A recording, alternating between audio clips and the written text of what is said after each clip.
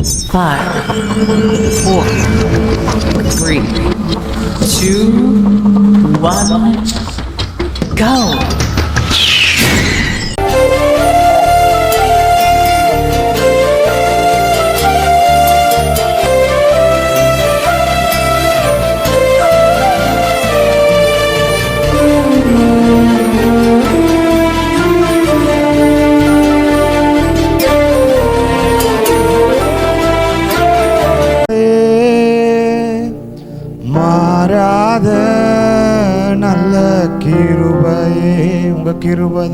உங்க கிருபைதான் என்னை தாங்குகின்றது. உங்க கிருபைதான் என்னை நடத்துகின்றது. சொல்லுவோம், உங்க கிருபைதான் என்னை தாங்குகின்றது. உங்க நடத்துகிற கிருபை, தாங்குகிற கிருபை நடத்துகின்றது.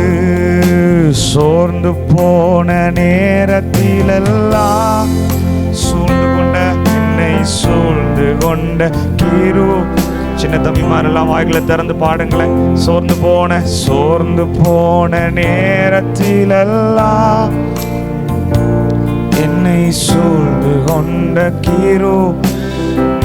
கிருபையேன்னு சொல்லுவோம். கிருபையே நாம் நிர்மூலமாகாதிருக்கிறது நம்முடைய பலத்தினால் அல்ல, பராக்கிரமத்தினால் அல்ல. கர்த்தர் நம்மேல வைத்த கிருபை நல்ல கிருபையே.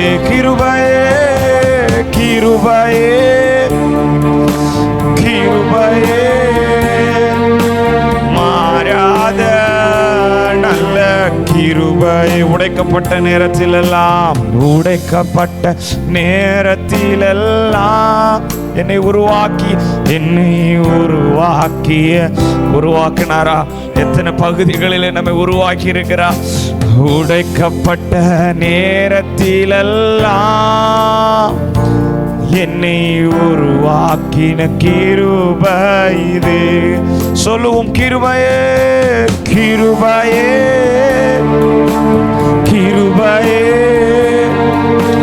மாறாத நல்ல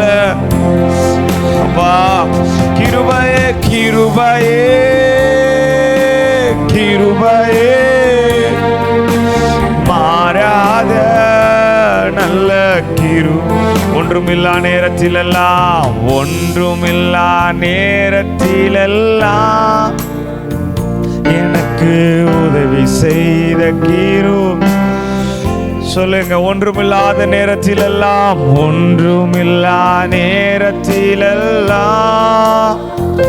எனக்கு உதவி செய்த ஆண்டவரை பார்த்து, உங்க கிருபைதான்ப்பா. கிருபையே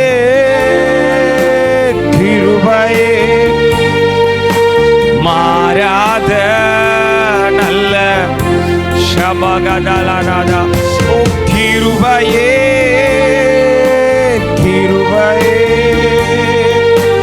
மாறாத நல்ல. இன்னொரு விஷயம் கூட சொல்லுவோம், இயேசுவே மாறாத நல்ல இயேசுவே. சொல்லுவோம், இயேசுவே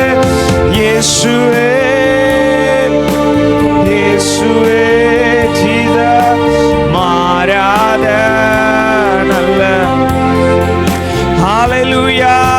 இயேசுவே சொல்லுங்களேன், இயேசுவே மாறாத நல்ல இயேசுவே. அவர் மாறவே இல்லை. வசனம் சொல்லுது, நான் மாறாதவர், கர்த்தர் நான் மாறாதவர். அதனால யாக்கோபின் புத்திரராகிய நீங்கள் நிர்மூலமாகல. அவர் நம்ம மேல வச்ச அன்பு, அவர் அழைத்த அழைப்பும், அவருடைய கிருபை வரங்களும் மாறாதவைகள். உங்க மேல வைத்த அழைப்பு மாறாதது, உங்க மேல வைத்த அன்பு மாறாதது. நம்புறவங்க எல்லாரும் ஏசப்பாக்கு கரங்களை தட்டி, ஆண்டவரே நீர் எங்க மேல வைத்த கிருபை மாறாததற்காய் ஸ்தோத்திரம். ஹல்லேலூயா. காலங்கள் மாறலாம், சூழ்நிலைகள் மாறலாம், கர்த்தருடைய வார்த்தை ஒன்றாயிலும் தரையில விழுவது இல்லை. ஹல்லேலூயா. ஒரு பாடல தெரிந்திருக்கலாம், வாக்குத்தத்தங்கள் நம் கிறிஸ்துவுக்குள் ஆம் என்று இருக்கிறது. அவர் சர்வ வல்ல தேவனாய் இருப்பதால் அவர் வார்த்தையில் ஒன்றும் தவறாது, அவர் உண்மையுள்ள தேவனாய் இருப்பதால் வார்த்தைகள் எல்லாம் நிறைவேறும் என்று சொல்லி நமக்கு தெரிந்த இந்த பாடலை கரங்களை தட்டி, உங்களுக்கு தெரியலன்னா லிரிக்ஸ் பார்த்து பாடுங்க. வாக்குத்தத்தங்கள் கிறிஸ்துவுக்குள் ஆம் என்றும் இருக்கிறது. ஹல்லேலூயா. எத்தனை பேருக்கு அந்த பாட்டு தெரியும்? தெரியுமா? தெரிஞ்சவங்க எல்லாரும் கரங்களை தட்டி பாடலாம். வாக்குத்தத்தங்கள் கிறிஸ்துவுக்குள்ளே ஆம் என்று இருக்கு. ஜி கூட வச்சுக்கிறீங்களா? இன்னொரு 2 நோட் கூட்டிக்கோங்க. ஹல்லேலூயா. வாக்குத்தத்தங்கள் கிறிஸ்துவுக்குள்ளே ஆம் என்று இருக்கின்றது.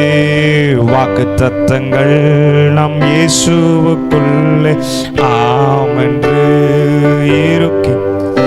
அவர் சர்வ வல்ல தேவனாயிருப்பதா வார்த்தைகள் எல்லாம் நிறைவேறும். அவர் உண்மையுள்ள தேவனாயிருப்பதால் கரங்களை தட்டி பாடுவோம். வார்த்தைகள் தவறா சர்வவல்ல, அவர் சர்வவல்ல தேவனாயிருப்பதால் வார்த்தைகள் எல்லாம் நீரை. அவர் உண்மையுள்ள தேவனாயிருப்பதால் வார்த்தைகள் ஒன்றும் தவறா. ஆமே ஆமே ஆமே. கரங்களை உயர்த்தி வாக்குத்தத்தங்கள் எல்லாம் ஆமே ஆமே ஆமே ஆமே. இயேசு சொல்வதெல்லாம் ஆமே. சொல்லுவாமே ஆமே ஆமே. வாக்குத்தத்தங்கள் எல்லாம் ஆமே ஆமே ஆமே ஆமே. இயேசு சொன்னதெல்லாம் ஆமே.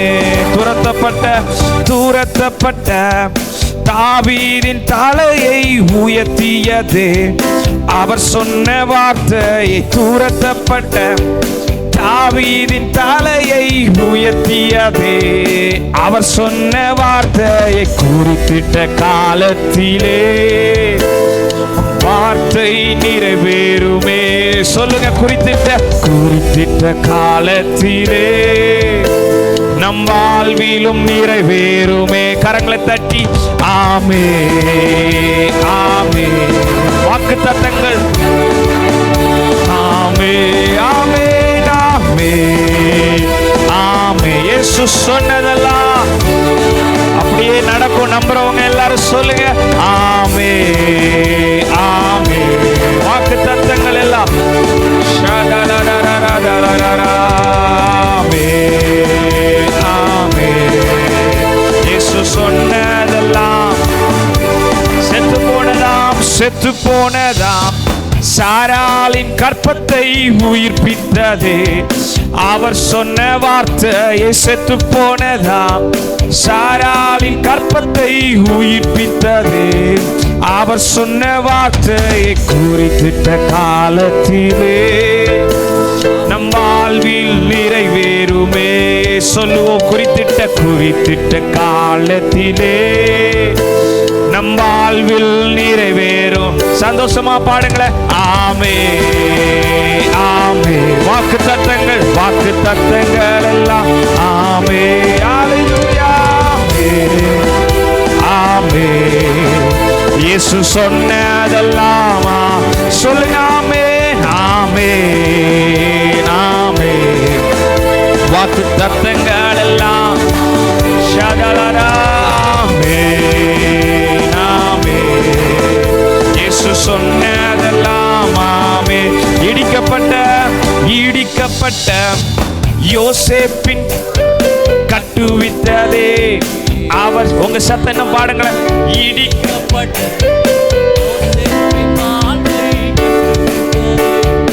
அவர் சொன்ன வார்த்தை. குறித்திட்ட காலத்திலே அவர் வார்த்தை நிறைவேறிச்சே. சொல்லுங்க. குறித்திட்ட காலத்திலே நம் வாழ்வில் முடிஞ்சா கரங்களை அசைத்து அப்பாவை பார்த்து ஆமே. அவருடைய நாமமே ஆமேன் என்கிறவர் சொல்லுகிறார். நான் உனக்கு சொன்னதை செய்யும் அளவு உன்னை கைவிடாதிருப்பேன். இயேசு சொன்னதெல்லாம் ஆமே ஆமே ஆமே ஆமே. வாக்குத்தத்தங்கள் எல்லாம் ஆமே ஆமே ஆமே ஆமே. சொன்னதெல்லாம் ஆமென். நம்புறீங்களா? ஏசப்பா சொன்னது நடக்குமா? ஏன்னா என் வாழ்க்கைக்கும் அவர் சொன்னதுக்கும் சம்பந்தமே இல்லையேண்ணே. ஆண்டவர் உன்னை பயன்படுத்துவார்னு சொல்லியிருக்கிறாரு. ஆனால் சூழ்நிலை என்ன சொல்லுது? நீ ஒரு பலவீனன், உன்னால் முடியாது. ஆனால் ஆண்டவர் உன்னை பலப்படுத்தும்படி எங்கே இருக்கிறார்? உனக்குள்ளே இருக்கிறார். உனக்கு சொன்னதை அவர் என்ன பண்ணுவார்? நிறைவேற்றுவார். எல்லாரும் எழும்பி நின்று இந்த ஒரே ஒரு சரணத்தை பாட போகிறோம். பாடி ஆராதனைக்குள்ளாக போகிறோம். யோசேப்பில் இடிக்கப்பட்ட அவனுடைய வாழ்க்கையை கட்டுவித்தது. இன்னைக்கு நீ இடிக்கப்பட்டு வந்திருக்கிறியா? சத்துருவினால உன்னை கட்டுகிற தேவன் அவர். சத்துரு இடிப்பான். ஏசப்பா ஒரு நாள் இடிக்கிறவர் அல்ல, அவர் கட்டுகிறவர். நம்புறீங்களா? எல்லாரும் ஏசப்பா நீங்க எங்களை கட்ட போறதற்காய் ஸ்தோத்திரம். ஹல்லேலூயா. இங்க இருக்கிற ஒரு சிலர் ஆண்டவர் உங்களோடு பேச போகிறார். வேலை ஒரு சிலரா வந்திருக்கலாம். நீங்க ரெண்டும் கொஞ்சம் பேர் தான் இருக்கிறீங்க. ஆனா கர்த்தர் உங்களை பயன்படுத்துகிற விதம் பெரியதா இருக்க போகிறது. கர்த்தர் உங்களை கொண்டு செய்ய போகிற காரியங்கள் வல்லமையா இருக்க போகுது. கர்த்தர் சின்னவன் ஆயிரமும் சிறியவன் பலத்த ஜாதியுமா மாற்றுகிற ஆண்டவர். ஹல்லேலூயா. பக்கத்தில் இருக்கிறவங்களை பார்க்க வேண்டாம். உங்களை கட்டும்படிக்கு கர்த்தர் உலாவி கொண்டு இருக்கிறார். கர்த்தர் உங்களை உயர்த்தும்படி, உங்களை தூக்கி இருக்கும்படி, உங்க நம்பிக்கையெல்லாம் அச்சு போயிருக்கலாம். ஆண்டவர் சொல்லுகிறார், இந்த உலர்ந்த எலும்புகள் உயிரடைந்த எலும்போ மகா பெரிய சேனையா எலும்போ. ஹல்லேலூயா. உடைக்கப்பட்ட யோசேப்பின் தூவித்ததே அவர் சொன்ன வார்த்தை. இடிக்கப்பட்ட யோசேப்பின் வாழ்வை கட்டுவித்ததே அவர் சொன்ன வார்த்தை. குறித்திட்ட காலத்திலே வார்த்தை நிறைவேறிச்சே. சொல்லுங்க, குறித்திட்ட காலத்திலே நம் வாழ்விலும் நிறைவேறுமே. குறித்திட்ட காலத்திலே, ஏற்ற காலத்துல அவர் உங்களை உயர்த்தும்படிக்கு அவருடைய பலத்தை கைக்குள்ள அடங்கி இருக்கும் போது, குறித்திட்ட காலத்திலே நம்பா. இப்பொழுது எவ்வளவு சத்தமா அவருடைய நாமத்தை சொல்லி ஆமே ஆமே. வாக்கு தத்தங்கள் எல்லாம் ஆமே என்று இருக்கிறது. ஆமே. அவர் ஆம் என்றும் ஆமேன் என்றும் இருக்கிறார். அவர் சொன்னதை செய்யாம இருக்கிறவர் அல்ல. அவர் மனிதன் அல்ல. ஆமே ஆமே. வாக்கு தத்தங்கள் எல்லாம் ஆமே. ஹல்லேலூயா. ஆமே ஆமே. இயேசு சொன்னதெல்லாம் ஆமே. ஹல்லேலூயா. ஆமே ஆமே. இயேசு சொன்னதெல்லாம் ஆமே. ஹல்லேலூயா. ஆமே ஆமே. வாக்கு தத்தங்கள் எல்லாம் ஹல்லேலூயா. ஐயா வாழ்க வாழ்க உம் நாமம் வாழ்க. ஹல்லேலூயா. வாழ்க வாழ்க உம் நாமம் சொல்லுங்க. ராஜா வாழ்க, ராஜா வாழ்க, உங்க நாமம் வாழ்க. உம் நாமம் ஐயா வாழ்க வாழ்க உம் நாமம். ஷதலரபலா. குறை நீக்கும் வல்லவரே கோடி சோத்திர. கரங்களை தட்டி சொல்லுங்க. குறை நீக்கும் வல்லவரே கோடி சோத்திரமே. பாவக்காரை போக்கும் கர்த்தாவே கல்வாரி நாயகனே. பாவக்காரை போக்கும் கர்த்தாவே கல்வாரி. கடைசி ரெண்டு கரங்களா சேர்த்து ஐயா வாழ்க வாழ்க. உங்க நாமம் உயர்த்தப்படட்டும். என் நாமத்தை பிரஸ்தாபப்படுத்துகிற எந்த ஸ்தானத்திலும் நான் வருகிறேன். ஏசப்பா வந்திருக்கிறார் உன்னை கட்டும்படிக்கு, உன்னை உயிர்ப்பிக்கும்படிக்கு. ஹல்லேலூயா. ஐயா வாழ்க வாழ்க உம் நாமம். ஹல்லேலூயா. ஐயா வாழ்க. லிகா ஷடலரபா ரேகபாயடடடடடடா. ஆராதனை ஆராதனை உமக்கே. ஓ ஆராதனை உமக்கே. ஓ ஆராதனை உமக்கே. ஆராதனை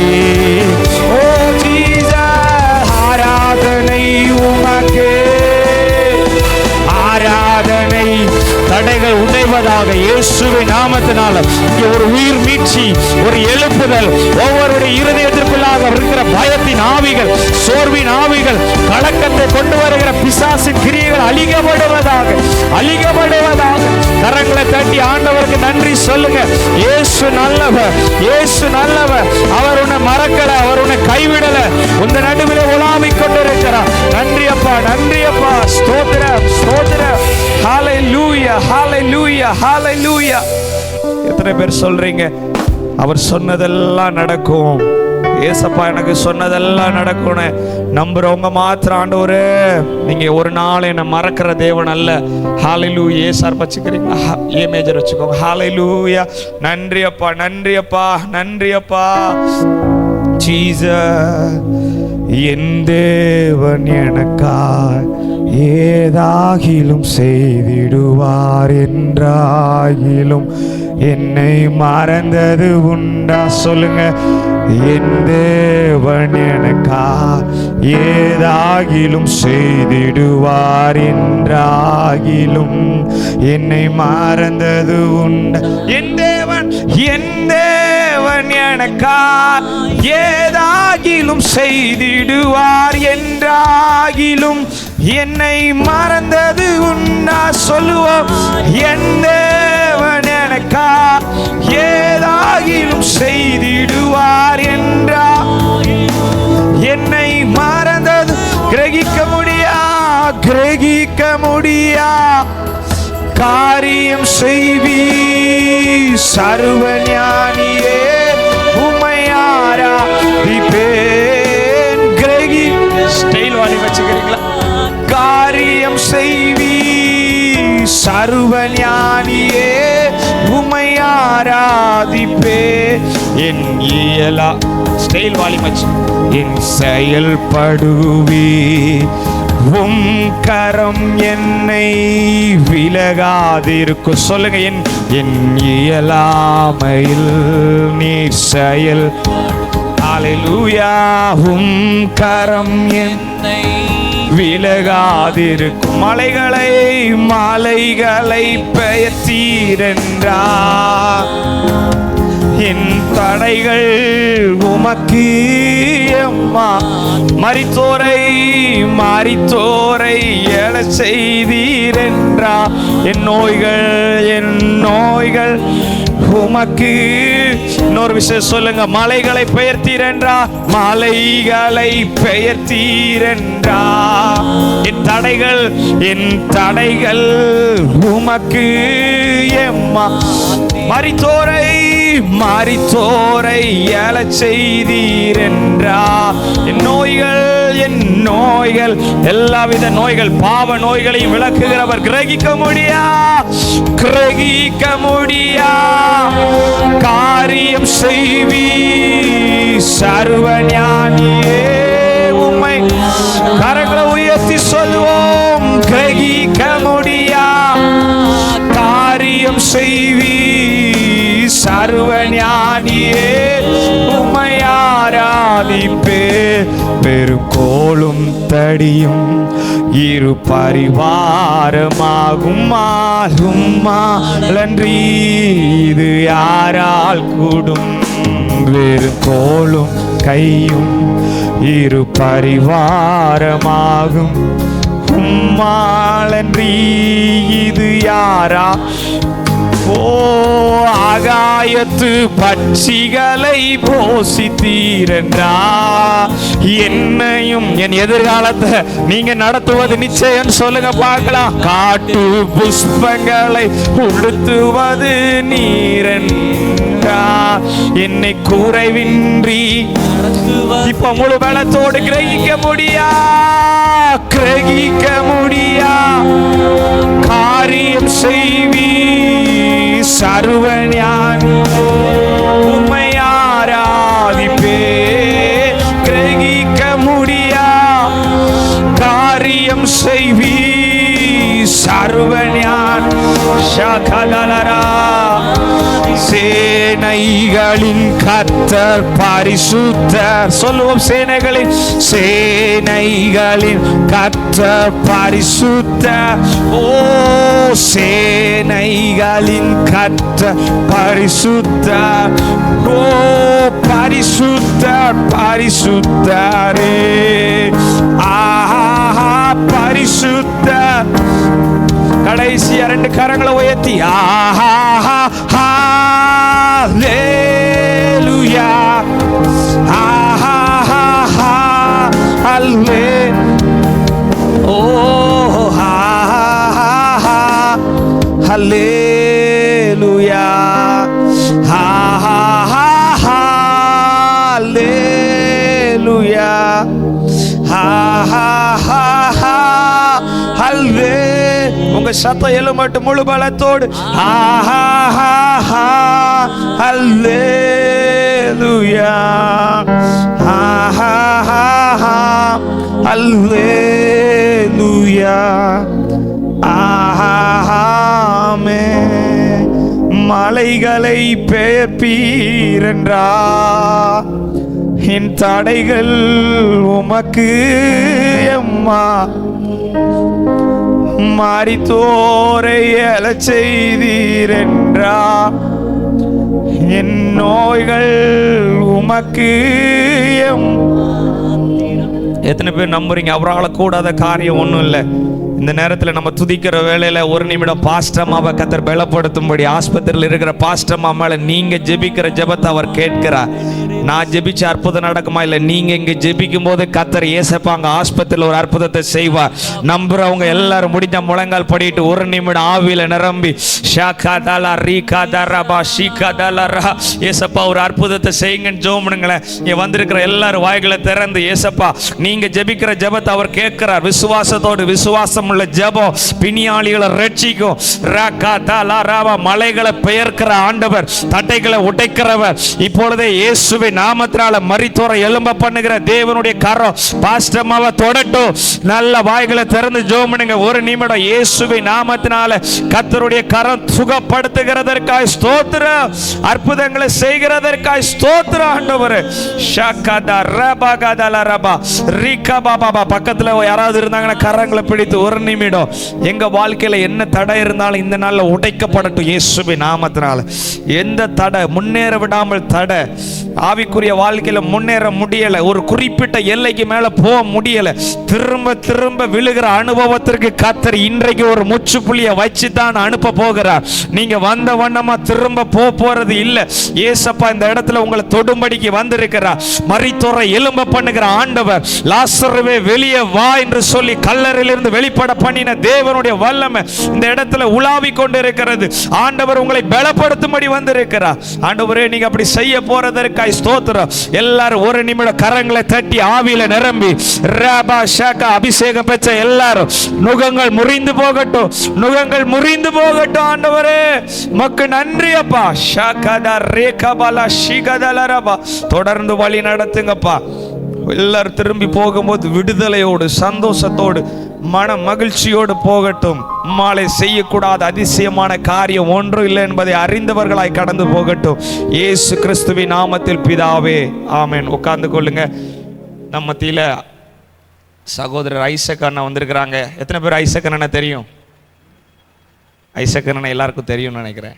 ஐசக் அண்ணன் ரொம்ப நாளாக வந்துட்டு இருக்கிறாங்க. நமக்கு ஆண்டவர் கொடுத்த மிகப்பெரிய ஆசீர்வாதம், அப்படித்தானா? எல்லாரும் ஆண்டவர் நம்மோடு பேசும்படிக்கு கரங்களை தட்டி அண்ணன் கரத்தில் கொடுக்க போகிறேன். அல்லேலூயா. ஓகே, நல்லா இருக்கீங்களா? உங்களை பார்த்து ரொம்ப நாள் ஆச்சு. மீண்டும் ஆண்டவர் உங்கள் மத்தியிலே எங்களை கொண்டு வந்ததுக்காக நான் கர்த்தரை துதிக்கிறேன். விசேஷமாக பாஸ்டருக்காக, பாஸ்டமாவுக்காக, அருமையான சகோதரர்களுக்காக, உடன் ஊழியர்கள் எல்லாருக்கும் இயேசுவின் நாமத்திலே நான் நன்றி தெரிவித்துக் கொள்கிறேன். சந்தோஷமாக இருக்கிறீங்களா? ஒன்று ஆமாம் சொல்லுங்கள், இல்லைன்னா இல்லை சொல்லுங்கள். நீங்கள் பார்க்குறத பார்த்தா எனக்கு மைக் வச்சுட்டு வீட்டுக்கு போயெல்லாம் தோணுது. சந்தோஷமாக இருக்கீங்களா இல்லையா? இருக்கோன்னா அது நம்ம ஊரில் தான். நம்ம இருக்கோன்னாலும் நல்ல சரி. பக்கத்தில் இருக்கவங்களை கேளுங்க, கையை பிடிச்சி சந்தோஷமாக இருக்கிறீங்களா? சும்மா நல்லா கை என்ன பக்கத்தில் கையை பிடிச்சி கேளுங்க. நான் பேச புரியுதா? பக்கத்தில் கை பிடிச்சி அவங்க முகத்தை என்னையே பார்க்காதீங்க, நான் ரொம்ப அழகாக இருப்பேன்.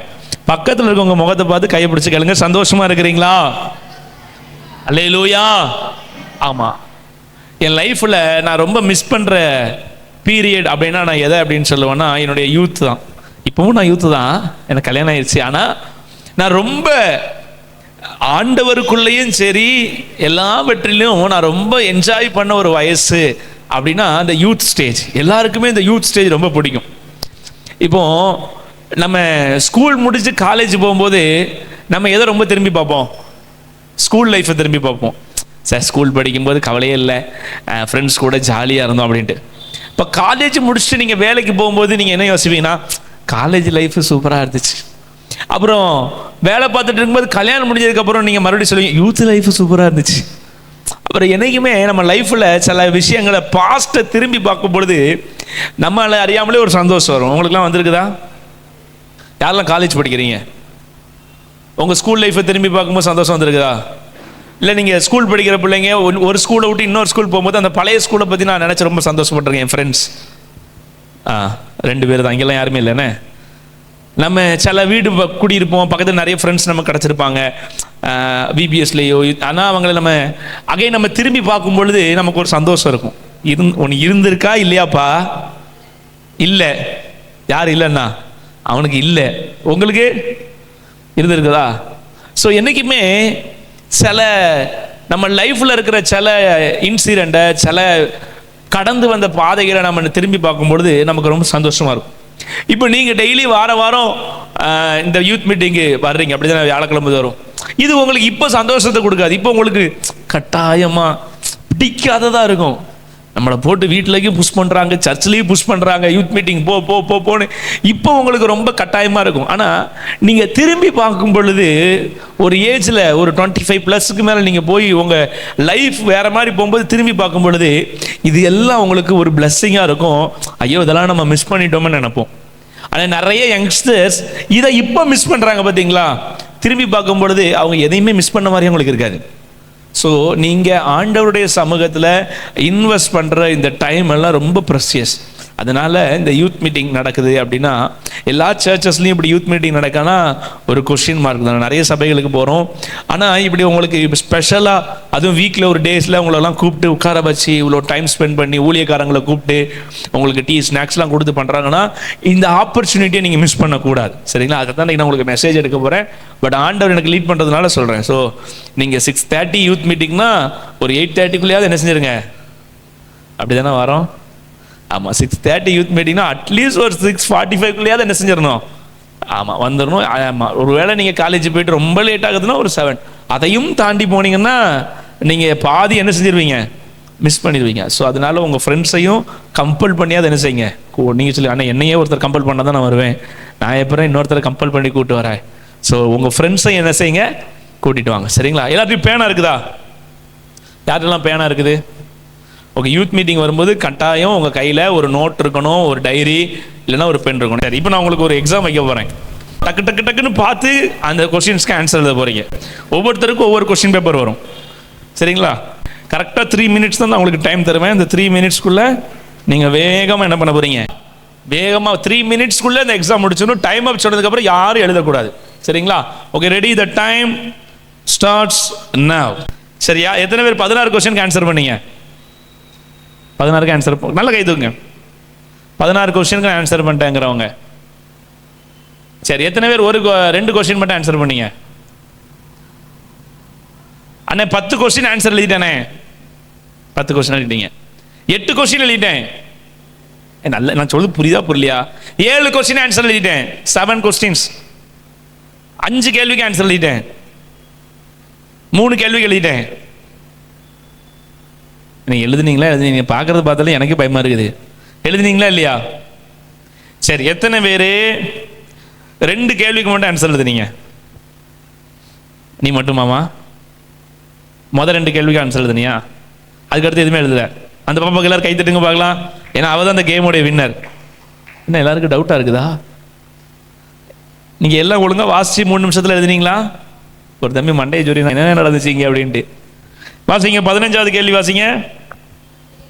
நீங்கள் இப்பொழுது எல்லாவற்றையும் வாசித்து முடித்து விட்டால் மேலே கொடுக்கப்பட்டுள்ள 1, 2 கேள்விக்கு மாத்திரம் விடையளிக்கவும், மற்றவைக்கே வேண்டாம். அப்ப யாருமே நீங்க கொஸ்டின் பேப்பரை ரீட் பண்ணவே இல்லை. வரிசை என்ன எழுதுனீங்க? உங்களுடைய பெயரை பேப்பரின் வலது பக்கத்தின் மேலே எழுதவும். யாரெல்லாம் எழுதுனீங்க? கைது காட்டுங்க. அப்புறம் 2 உள்ள பெயரை என்ற வார்த்தையை வட்டமிடவும். யாரெல்லாம் வட்டமிட்டீங்க? வட்டமே போடலையா? புரியல போல நிறைய பேருக்கு. உங்கள் வீட்டு நம்பர் என்ன எழுதுனீங்களா? நீங்கள் அணிந்திருக்கும் சட்டையின் கலர் என்ன எழுதுனீங்களா? உங்கள் வயது என்ன? காலையில் சாப்பிட்ட உணவு. இந்த பேப்பரின் இடது பக்கம் மேலே 4 வட்டம் வரையும். யாரெல்லாம் வட்டம் வரைஞ்சிங்க? காட்டுங்க, கைதுங்க. அதெல்லாம் நல்லா வரைஞ்சிருக்கீங்க. 4 வட்டம் வரைஞ்சிங்க. அடுத்து உங்கள் மாமனார் மாமியார் பேர், அது மட்டும் உங்களுக்கு எக்ஸ்கியூஸ். ஆமாம், யாரும் கல்யாணம் முடியல, விட்டுருங்க. இந்த பேப்பர் பின்னாடி உங்கள் அட்ரஸ் எழுதுவோம். யாரெல்லாம் எழுதுனீங்க? அப்பா. இந்த பேப்பர் கீழே இன்ட்டு குறியிடவும். குறியிட்டீங்களா? எய்ட்ஸ் கை குழு கொதினால் பரவுமா? பரவாது. அதெல்லாம் படிச்சிருக்கீங்க நல்லா. 6வது கேள்வியுள்ள வயது என்ற வார்த்தையை கோடிடும். கோடிட்டீங்களா? சரி. உங்களுக்கு பிடித்த கலர், இது வரைக்கும் ஆன்சர் பண்ணீங்க. 15வது கேள்வி புரிஞ்சுச்சா? என்ன போட்டிருந்துச்சு? நீங்கள் இப்பொழுது எல்லாவற்றையும் வாசித்து முடித்து விட்டால் மேலே கொடுக்கப்பட்டுள்ள 1-2 கேள்விக்கு மாத்திரம் இருக்கும். மற்றவை ஒரே ஒரு தங்கச்சி மட்டும்தான் கரெக்டாக ஆன்சர் பண்ணுங்க. அவ்வளோ கை தட்டி. நீ வாசியாமா ஃபுல்லாக ஃபஸ்ட்டு? அவளுக்கு எல்லாம் ஜோராக கிளாப் பண்ணிருங்க பார்க்கலாம். மற்ற யாருமே வாசிக்கவே இல்லை. கையில் கொஸ்டின் பேப்பர் கிடச்சுன்னா நம்ம தான் முதல்ல வின் ஆகணும்னு டக்கு டக்கு டக்கு டக்கு டக்கு டக்குன்னு எழுதிட்டீங்க. மாமனார் மாமியார் பேருக்கு யாருக்கு எழுதி வச்சிங்கன்னு தெரியல. ஆமாம், மற்றவங்க எல்லாம் வேகமாக என்ன செஞ்சிட்டீங்க? குறிச்சிங்க. ஆனால் யாருமே இதை வாசிக்கிறதுக்கு 1 நிமிஷம் டைம் என்ன செய்யலை. நீங்கள் வாசிச்சிருந்தீங்கன்னா 1 நிமிஷம் கூட உங்களுக்கு ஆயிருக்காது இந்த கொஸ்டின் பேப்பரை ஃபில் பண்ணுறதுக்கு. அப்படி தானே? ஆமாம், இது ஜஸ்ட் ஒரு கேம் தான். ஆனால் பாருங்கள், நம்ம லைஃப்பில் கூட நம்ம நிறைய நேரம் அப்படி தான். ஏதாவது ஒன்று செய்யணும்னு நினச்சிட்டோம்னா அது கரெக்டாக தப்பா, இதை செஞ்சால் நல்லதா, இதை செஞ்சால் கெட்டதா, அப்படி நம்ம எதையுமே லைஃப்பில் யோசிக்க மாட்டோம். வேகமாக என்ன செஞ்சிருவோம்? ஆமாம், முடிவு எடுத்துருவோம். யார் சொன்னாலும் நமக்கு பிடிக்காது. நம்ம ஒரு பொருளை வாங்கணும்னு நினச்சாலோ, இதை படிக்கணும்னு நினச்சாலோ, ஒருத்தங்களை நமக்கு பிடிச்சாலோ, யார் அதனால என்னென்ன விளைவுகள் வரும், இதனால என்னென்ன பாதிப்புகள் வரும் பின்னாடி, அதெல்லாம் நம்ம யோசிக்கிறதே கிடையாது. எனக்கு பிடிச்சிருக்குன்னு நான் என்ன செய்கிறேன்? இப்போ கொஸ்டின் எனக்கு ஆன்சர் எழுதுங்க அப்படின்னு சொன்ன உடனே நான் ஃபர்ஸ்ட் ப்ரைஸ் வாங்கணும், ஏதாவது இந்த அண்ணன் ப்ரைஸ் கொண்டு வந்திருப்பார் நினச்சி நீங்கள் எழுதுனீங்க. ஆனால் யாருமே என்ன செய்யலை, ஒழுங்கா எழுதலை. ஆனால் பாருங்க, அட்லீஸ்ட் நீங்கள் கரெக்டாக வாசிச்சிருந்தா கூட, இப்படி ரேண்டமாக பார்த்துருந்தா கூட 1-2 கேள்விக்கு மாத்திரம் இது உங்கள் கண்ணுக்கு தெரிஞ்சிருந்தா கூட நீங்கள் என்ன செஞ்சிருக்க மாட்டீங்க? எழுதியிருக்க மாட்டீங்க. நிறைய நேரம் நம்ம லைஃப்பில் நிதானம் இல்லாததுனால தான், சில விஷயத்தை நம்ம யூகித்து செய்யாததுனால தான் நிறைய ஃபெயிலியர்களை நம்ம என்ன செஞ்சிடறோம்? போயிடுறோம். ஸோ இன்னைக்கு நம்ம அதை பற்றி தான் இன்னைக்கு நம்ம ஆண்டுடைய வார்த்தையை நம்ம தியானிக்க போகிறோம். ஆனால் அந்த PDF போடுங்க. ஓகே, வாசிங்க. இது என்னது? சத்தமாக வாசிங்க. சேலஞ்ச். சேலஞ்ச் அப்படின்னா தமிழ்ல என்ன அர்த்தம்? சவால். வேற வேற என்ன சொல்லலாம்? சேலஞ்ச். சவால் தவிர வேற எதுவும் இல்லைண்ணே. வேற ஏதாவது சொல்லலாமா? சேலஞ்ச், போட்டி. நான் உனக்கு சேலஞ்ச் பண்றேன் பாரு அப்படி சொல்லுவோம்ல. அடுத்த எக்ஸாம்பிள் உன்னோட நான் மார்க் வாங்கி காமிக்கிறேன் பாரு அப்படின்னு நம்ம சேலஞ்ச் பண்ணுவோம்ல. ஆனால் இன்னைக்கு இல்லை, வாலிபர்கள்லாம் சேலஞ்ச் பண்ணுறதே இல்லை. எப்பா சேலஞ்சா? நான் வரலப்பா, என்னைய ஆள விட்டுருங்கப்பான்னு சொல்கிறோம். ஆனால் நம்முடைய வாழ்க்கையில் நிறைய சவால்களை நாம் மேற்கொள்ள வேண்டும். பைபிளில் நிறைய வாலிபர்கள் வாழ்ந்தாங்க. நல்லா கவனிங்க, என்ன பாருங்க, நிறைய வாலிபர்கள் வாழ்ந்தாங்க. அந்த வாலிபர்களில் யாரெல்லாம் சேலஞ்சாக இருந்தாங்களோ, சவால்களை மேற்கொண்டாங்களோ, அவங்க லைஃப்லாம் ரொம்ப சூப்பராக இருந்துச்சு. தாவீதுக்கு முதல்ல ஒரு சவால் வந்துச்சு. அண்ணன்மாருக்கு சாப்பாடு தான் கொண்டு போனாரு. ஆனால் அவருக்கு என்ன சவால் இருந்துச்சு? ஒரு பெரிய கோலியாத் இஸ்ரவேலின் தேவனை நிந்திக்கிறத பார்த்த உடனே அவனுக்குள்ள ஒரு சேலஞ்ச் எடுத்தார். நான் அவனை கொன்றுவேன்னா உடனே சவுல் ராஜா அந்த போருக்கான உடைகள் எல்லாம் போட்டு விடுறாரு. அது எதுவுமே அவனுக்கு ஃபிட் ஆகலை. ஆனாலும் அவன் பையில் இருந்த கவனையும் கல்லையும் எடுத்து கோலியாத்தை கொன்னான். அந்த சவாலை அவன் மேற்கொண்டதுனால பாருங்க, அற்பமா எண்ணப்பட்ட தாவீது சமஸ்த இஸ்ரவேலுக்குமே ராஜாவா மாறினான். அல்லேலூயா. பைபிள்ல நிறைய பேருக்கு சவால்கள் கொடுக்கப்பட்டது. அதனால அவங்க லைஃப் ஒரு கட்டத்துல இருந்து இன்னொரு கட்டத்துக்கு போயிருச்சு. இன்னைக்கு ஏன் நம்ம தம்பி கவனி, ஒரு டீனேஜ் வயசுல இருக்கும் பொழுது, ஒரு யூத்தா இருக்கும் பொழுது நம்மளால ஏன் அடுத்த லெவலுக்கு நம்மளால போக முடியல? அருமையான அண்ணன் உபவாசம் நடத்தும் போது சொன்னாங்கல்ல, ஆண்டவர் கொடுத்திருக்கிற வாக்குத்தத்தத்துக்கும் என் வாழ்க்கைக்கும் நம்ம நிறைய நேரம் பாடுவோம் அப்படிதானே, என் கொம்பை உயர்த்தி நீரே. ஆனா கொம்பு உயரவே உயராது. எங்க உயர போகுது? ஒன்னும் உயர்ந்த மாதிரி என் தலையை உயர்த்தி நீரே வெட்கப்பட்டு போவதில்லை. நான் வெட்கப்பட்டுட்டே தான் இருக்கோம் டெய்லியும். அப்போ ஆண்டவர் கொடுக்கிற வார்த்தைக்கும் என் லைஃபுக்கும் சம்பந்தமே. இப்படி சம்பந்தம் இல்லாத மனிதர்கள் பைபிள்ல நம்ம வயசுல இருக்கும் பொழுது அவங்க சில சேலஞ்சஸை என்ன செஞ்சாங்க, மேற்கொண்டதுனால அவங்க லைஃப் இன்னைக்கும் வேதாகமத்தில் 2000 வருஷங்களாயும் அவங்கள பற்றி நம்ம பேசுகிறோமா இல்லையா? இன்னைக்கு நீயும் நானும் நம்ம வாழ்க்கையில் சில சேலஞ்சஸை எடுத்தோம், சில சவால்களை நம்ம வாழ்க்கையில் நம்ம எடுத்தோம் அப்படின்னு சொன்னால் நம்மளும் இந்த உலகத்தில் தடம் பதிக்கிறவர்களாய் மாற முடியும். நம்மளையும் 4 பேர் பேசுவாங்க, நம்ம வாழ்க்கையும் 4 பேருக்கு அடையாளமாய் மாறும். அல்லேலூயா. இன்னைக்கு என் லைஃப்ல இருந்து நான் உங்களுக்கு நிறைய சொல்ல போறேன். சரி, ஆனா இப்படி ஒரு சவாலை மேற்கொள்ளணும்னா என் லைஃப்ல எனக்கு என்ன இருக்கணும்? 2 காரியம் நான் உங்களுக்கு சொல்ல போறேன். 2வது ஸ்லைடு போடுங்க பிரதர். இப்படி நீ ஒரு சேலஞ்சை ஃபேஸ் பண்ணணும்னா இன்னைக்கு நீ உன்னைய சேஞ்ச் பண்ணணும். என்ன பண்ணணும்? சேஞ்ச்னா என்னது? மாற்றணும். எனக்கு இந்த ட்ரெஸ் பிடிக்கல, சேஞ்ச் பண்ணிட்டு வாங்க. எனக்கு இது பிடிக்கல, எனக்கு இது வேண்டாம், சேஞ்ச் பண்ணுங்க, சொல்லுவோமா இல்லையா? இன்னைக்கு நிறைய பேருக்கு சேஞ்ச் பண்றதுக்கு கூட விருப்பம் இல்லை. எனக்கு வேண்டான்னு அதை இக்னோர் பண்ணிட்டு அது வேண்டான்னு முடிவு எடுத்துட்டு போயிடுவாங்க. பார்த்துருக்கீங்களா? சில நேரம் உங்க அம்மாவோ அப்பாவோ யாரோ ஒருத்தங்க ஆசையா பாயிண்ட் வந்திருப்பாங்க. நாங்கள் ஒரு இடத்துக்கு ஊழியத்துக்கு போயிருக்கும் பொழுது எங்களுக்கு ஒரு ஒரு ஒரு அமெரிக்கன் டூரிஸ்டர் ஒரு ஷோல்டர் பேக் எனக்கு கொடுத்தாங்க. அப்போ பரவாயில்லையே, நமக்கு இவ்வளோ காஸ்ட்லியாக 3000 பேக் எனக்கு கொடுத்துருக்காங்கன்னு சந்தோஷப்பட்டேன். உடனே அந்த ஆண்டி சொன்னாங்க, என் மகளுக்கு நான் வாங்கி கொடுத்தேன், அவளுக்கு இந்த கலர் பிடிக்கலையா, அதனால நீங்கள் வச்சுக்கோங்கன்னாங்க. இப்போ அவங்களுக்கு அதை சேஞ்ச் பண்ண மனசில், ஆனால் எனக்கு அது என்னது, பரவாயில்ல, நம்ம ரொம்ப நாளாக இந்த பிராண்டில் இந்த பேக் வாங்கினச்சு, நமக்கு என்ன கலராக இருந்தா என்ன, நமக்கு பேகு. இப்போ அவங்களுக்கு அந்த கேர்ளுக்கு அதை சேஞ்ச் பண்ண விருப்பம் இல்லை, அதை வேண்டான்னு நினைச்சிட்டாங்க, விட்டுட்டாங்க. இன்னைக்கு நிறைய பேர் லைஃப்ல சவால்களை மேற்கொள்றதுக்கு, சேஞ்ச் பண்றதுக்கு அவங்களுக்கு விருப்பமே இருக்காது தாங்க லைஃபை. நம்ம வீட்டில் கூட நமக்கு ஏதாவது ஒன்று கொடுத்துட்டாங்கன்னா நமக்கு அது பிடிக்கல, மாற்றி கொடுங்கன்னு கூட இப்போ கேட்க மாட்டோம். எனக்கு அது வேண்டாம், அதை வேற யார்ட்டையாவது என்ன செஞ்சிருங்க. அப்படிப்பட்ட வாழ்க்கை வாழ ஆண்டவர் உங்களை என்னை தெரிந்து கொள்ளல. நம்ம லைஃப்ல சில விஷயத்தை ஆண்டவர் சேஞ்ச் பண்ண விரும்புகிறார். அல்லேலூயா. யாரெல்லாம் நெக்ஸ்ட் ஸ்லைடு, யாரெல்லாம் சேஞ்ச் பண்ண விரும்புகிறாங்களோ அவங்களுக்கு இன்னைக்கு ஒரு சான்ஸ் கொடுக்குறார். சேஞ்ச் ஸ்பெல்லிங் வாசிங்க பார்க்கலாம். CHANGE. அந்த ஜியை எடுத்துட்டு சி போட்டா சான்ஸ். உன் லைஃபை நீ இன்னைக்கு சேஞ்ச் பண்றதுக்கு ஆண்டவர்கிட்ட கொடுத்துட்டேன்னா அவர் இன்னைக்கு உனக்கு ஒரு சான்ஸ் கொடுப்பார். அல்லேலூயா. தாவீது அங்க போகும்போது அவனுக்கு ஒரு சின்ன சான்ஸ் தான் கிடைச்சது, ஒரே ஒரு சின்ன வாய்ப்பு கிடைச்சது. அந்த வாய்ப்பு அவன் முழு வாழ்க்கையும் சேஞ்ச் பண்ணிருச்சு. அல்லேலூயா. இன்னைக்கு உங்களுக்கு ஆண்டவர் எவ்வளோ வாய்ப்புகளை கொடுக்குறாருல, நிறைய சான்ஸ் கொடுக்குறாருல. சர்ச்சில் வந்து பாட்டு பாடுங்க, யூத் மீட்டிங்கில் வர்ஷிப் நடத்துங்க, நீங்கள் போய் ஊழியம் செய்யுங்க, சண்டே ஸ்கூல் நடத்துங்க, VBS நடத்துங்க, ஆண்டவருக்காக எலும்பி பிரகாசிங்கன்னு நமக்கு சர்ச் எவ்வளவோ ஆப்பர்ச்சுனிட்டியை நமக்கு நிறைய சான்ஸ் கொடுக்குறாங்க. ஆனால் இந்த சான்ஸை வேண்டாம் வேண்டாம்னு தள்ளிட்டு போகிறோமே தவிர, அந்த சான்ஸை எனக்கு ஆண்டவர் கொடுத்துருக்கிறாருன்னு என் லைஃப்பை சேஞ்ச் பண்ணி நானும் ஒரு சேலஞ்சான மனுஷனாக மாறணுங்கிற எண்ணம் நமக்கு இல்லவே இல்லை. இன்னைக்கு நீங்கள் 3 வார்த்தையை மறக்கக்கூடாது. முதல்ல என்னது? Challenge, chance. சொல்லுங்க, சேலஞ்ச், சேஞ்ச். பாருங்க, நம்முடைய வாழ்க்கையில சில சேஞ்ச் வரணும் அப்படின்னா நமக்கு நிறைய தடைகள் இருக்கு. அடுத்த ஸ்லைட் போடுங்க பிரதர். நம்முடைய மாற்றத்திற்கான தடைகள் என்ன? நம்ம சேஞ்ச் ஆகணும்னு நினைக்கிறோம், ஆண்டவருக்காக வாழணும்னு நினைக்கிறோம்.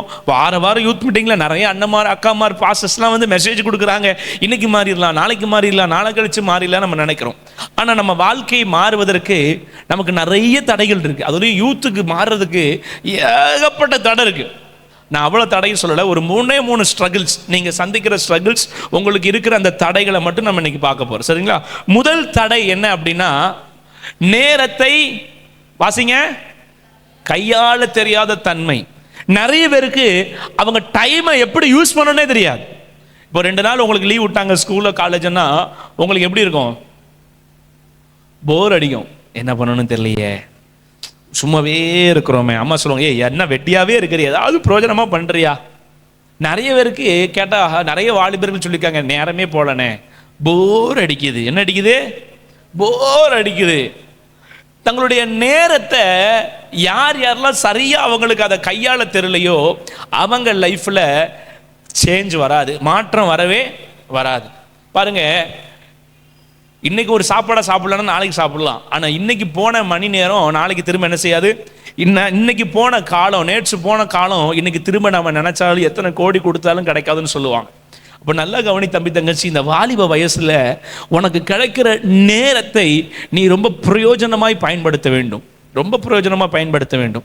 நிறைய பேர் தங்கள் வாழ்க்கையில் கிடைக்கிற நேரத்தை பிரயோஜனப்படுத்தாததுனால நிறைய பாவத்துக்குள்ளே விழுந்துடுறாங்க. நான் இந்த தம்பிமார் மாதிரி 9th 10th படிக்கும் பொழுது என்னுடைய நேரத்தை நான் எப்படி பிரயோஜனப்படுத்தினேன்னா, எப்போவுமே சர்ச்சில் தான் இருப்பேன், சர்ச்சிலே தான் இருப்பேன். ஃப்ரெண்ட்ஸை கூட்டிகிட்டு சர்ச்சுக்கு போயிடுவேன். சர்ச்சை க்ளீன் பண்ணுறது, பாய் போடுறது, மியூசிக் வாசிக்கிறது, ஏதாவது சர்ச்சை ஒயிட் வாஷ் பண்ணுறது, அடிக்கடி எதையாவது சர்ச்சில் செஞ்சுட்டே இருப்போம். லீவு விட்டாலே எங்களுக்கு சர்ச் தான், சபை தான். சபை சண்டே ஸ்கூல் நடத்தணும், விபிஎஸ் நடத்தணும், அதை பண்ணணும், இதை பண்ணணும், கிறிஸ்மஸ் ப்ரோக்ராம் பண்ணணும், ஸ்கிட் நடி, இதையே எங்கள் மைண்டில் குறிக்கோளாக இருந்ததுனால நான் திரும்பி பார்க்கும்போது நான் சொல்கிறேன், என்னுடைய நேரத்தை நான் வேஸ்ட் பண்ணவே இல்லை. நிறைய வாலிபர்கள் தங்கள் நேரத்தை வேஸ்ட் பண்ணிடுறாங்க. படிக்க வேண்டிய காலத்தில் படிப்பை விட்டுறாங்க. ஆண்டவர் கொடுக்குற நல்ல இந்த மாதிரி ஆவிக்குரிய சான்சஸ் எல்லாம் மிஸ் பண்ணுறதுனால திரும்பி பார்க்கும்போது ஐயோ நான் எதுவுமே பண்ணலையே அப்படின்னு சொல்கிறாங்க. உங்களுக்கு ஒன்று தெரியுமா, உங்களுடைய டீனேஜ் எத்தனை வயசில் ஆரம்பிக்குது? 13 19.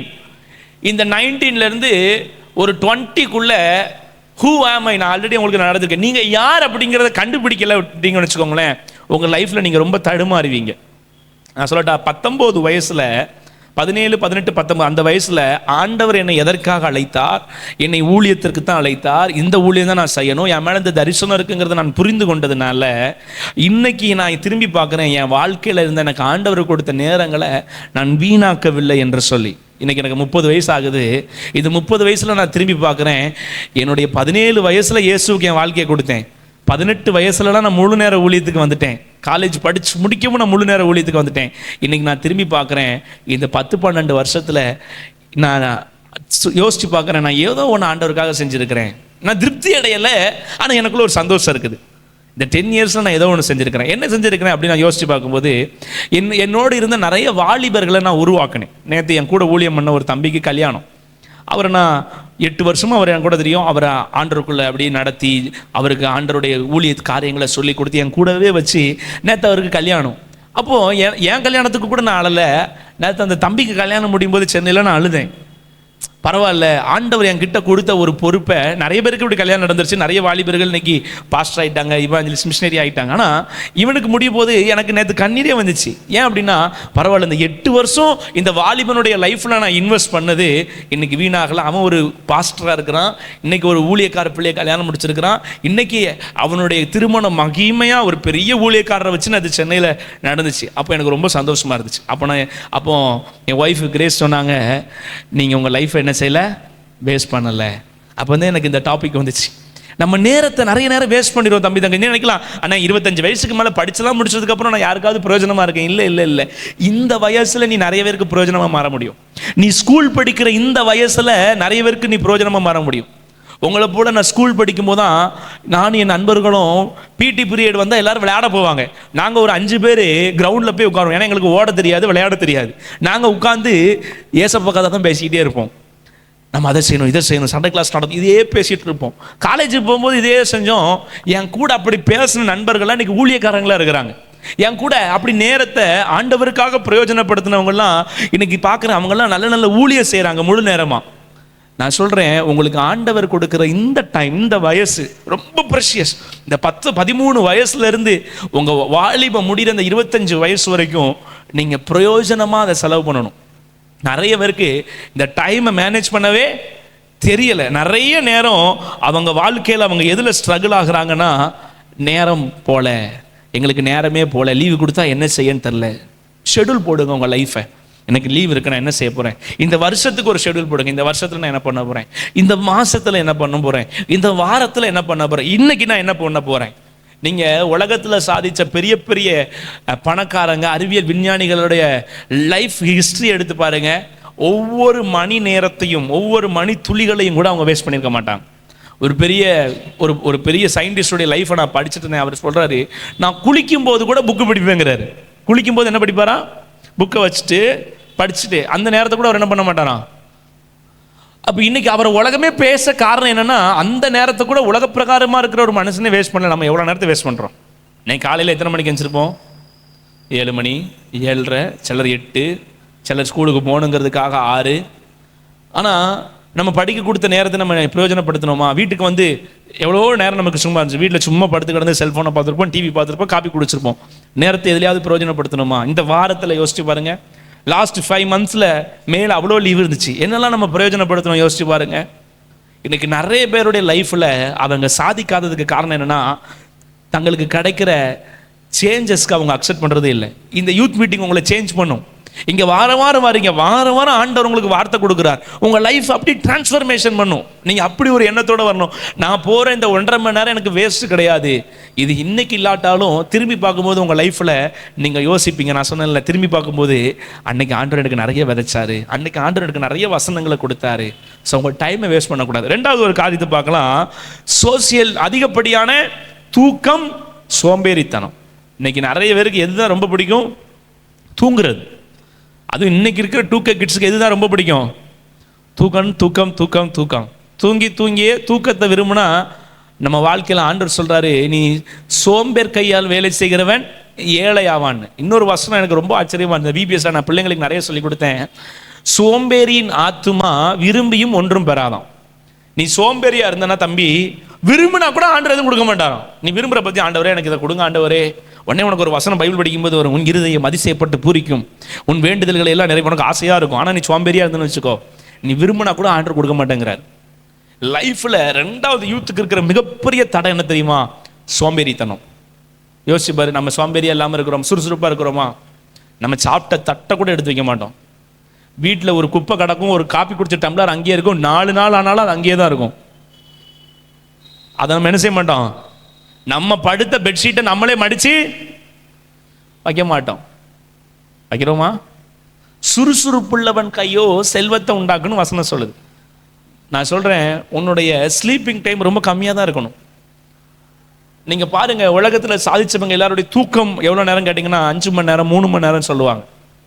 ஆனால் உனக்கு அட்லீஸ்ட் நீ ஒரு 6 to 8 hours தூங்குற, ஆனால் அதுக்கும் மேலேயும் நீ தூங்கிட்டே இருந்தனா வாழ்க்கையில் எதையுமே சாதிச்சிருக்க மாட்டோம். இன்னொன்று சோம்பேறித்தனம்.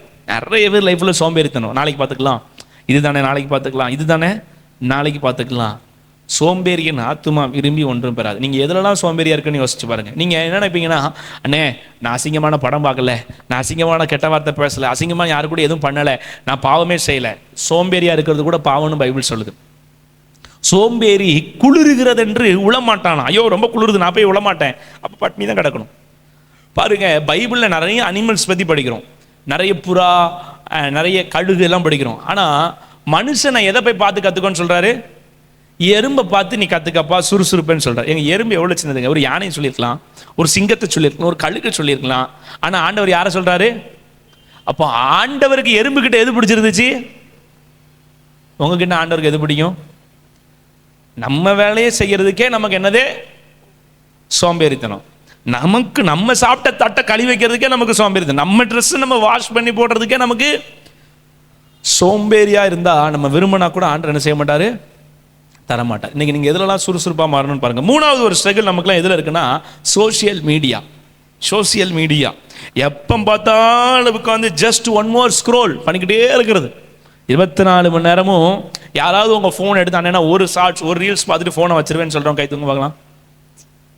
நம்ம எதையோ ஒன்று எடுக்கிறதுக்காக உள்ளே போயிருப்போம். ஆனால் அது என்ன செய்யும்? நகட்டி நகட்டி நகட்டி நகட்டி கடைசி திரும்பி பார்ப்போம், ஐயோ 1 மணி நேரம் ஆயிடுச்சா. உங்கள் அம்மா கூட ஏய் மணியாச்சு வந்து சாப்பிட, அப்படி ஐயோ படிக்கலையே. அப்போ தான் நமக்கு தோணும். நிறைய பேரை இந்த ஃபோன் இன்னைக்கு என்ன செஞ்சிருக்கு? அடிக்ட் ஆக்கி வச்சு. இந்த ஃபோனுக்கு தமிழில் இன்னொரு பேர் உண்டு, கைபேசி. அப்படின்னு என்னது? கைக்குள்ளே அடக்கமாக இருக்கிறதுனால இது என்னது? ஆனால் இது கைக்குள்ளே தான் இன்னைக்கு நாம் என்ன செய்கிறோம்? அது நம்ம கைக்குள்ளே இல்லை, அது கைக்குள்ளே தான் நாம் இருக்கிறோம். அது என்ன சொல்கிறோம் அதுதான் நம்ம கேட்குறோம். சிலருக்குலாம் அனிச்சை செயல் மாதிரி இருக்கும். காலை எந்த உடனே இப்படி தான் தடவான், ஃபோன் எங்கே இருக்குது, ஃபோனில் நோட்டிஃபிகேஷனே வந்திருக்காது. ஆனால் ஒயாமல் எடுத்து வாட்ஸ்அப்பில் யார் அனுப்பியிருக்கா, இவர் பெரிய மினிஸ்டர், இவங்களுக்கு ஒயாமல் மெசேஜ் வந்துகிட்டே இருக்கிறதுக்கு 24 மணி நேரம் எதை தான் யூஸ் பண்ணுறது? Phone phone phone. இன்னைக்கு நிறைய வாலிபர்களுடைய மூளை இன்னைக்கு மழுங்கி போய் இருக்கிறதுக்கு காரணம் என்ன தெரியுமா? இந்த ஃபோன் தான்.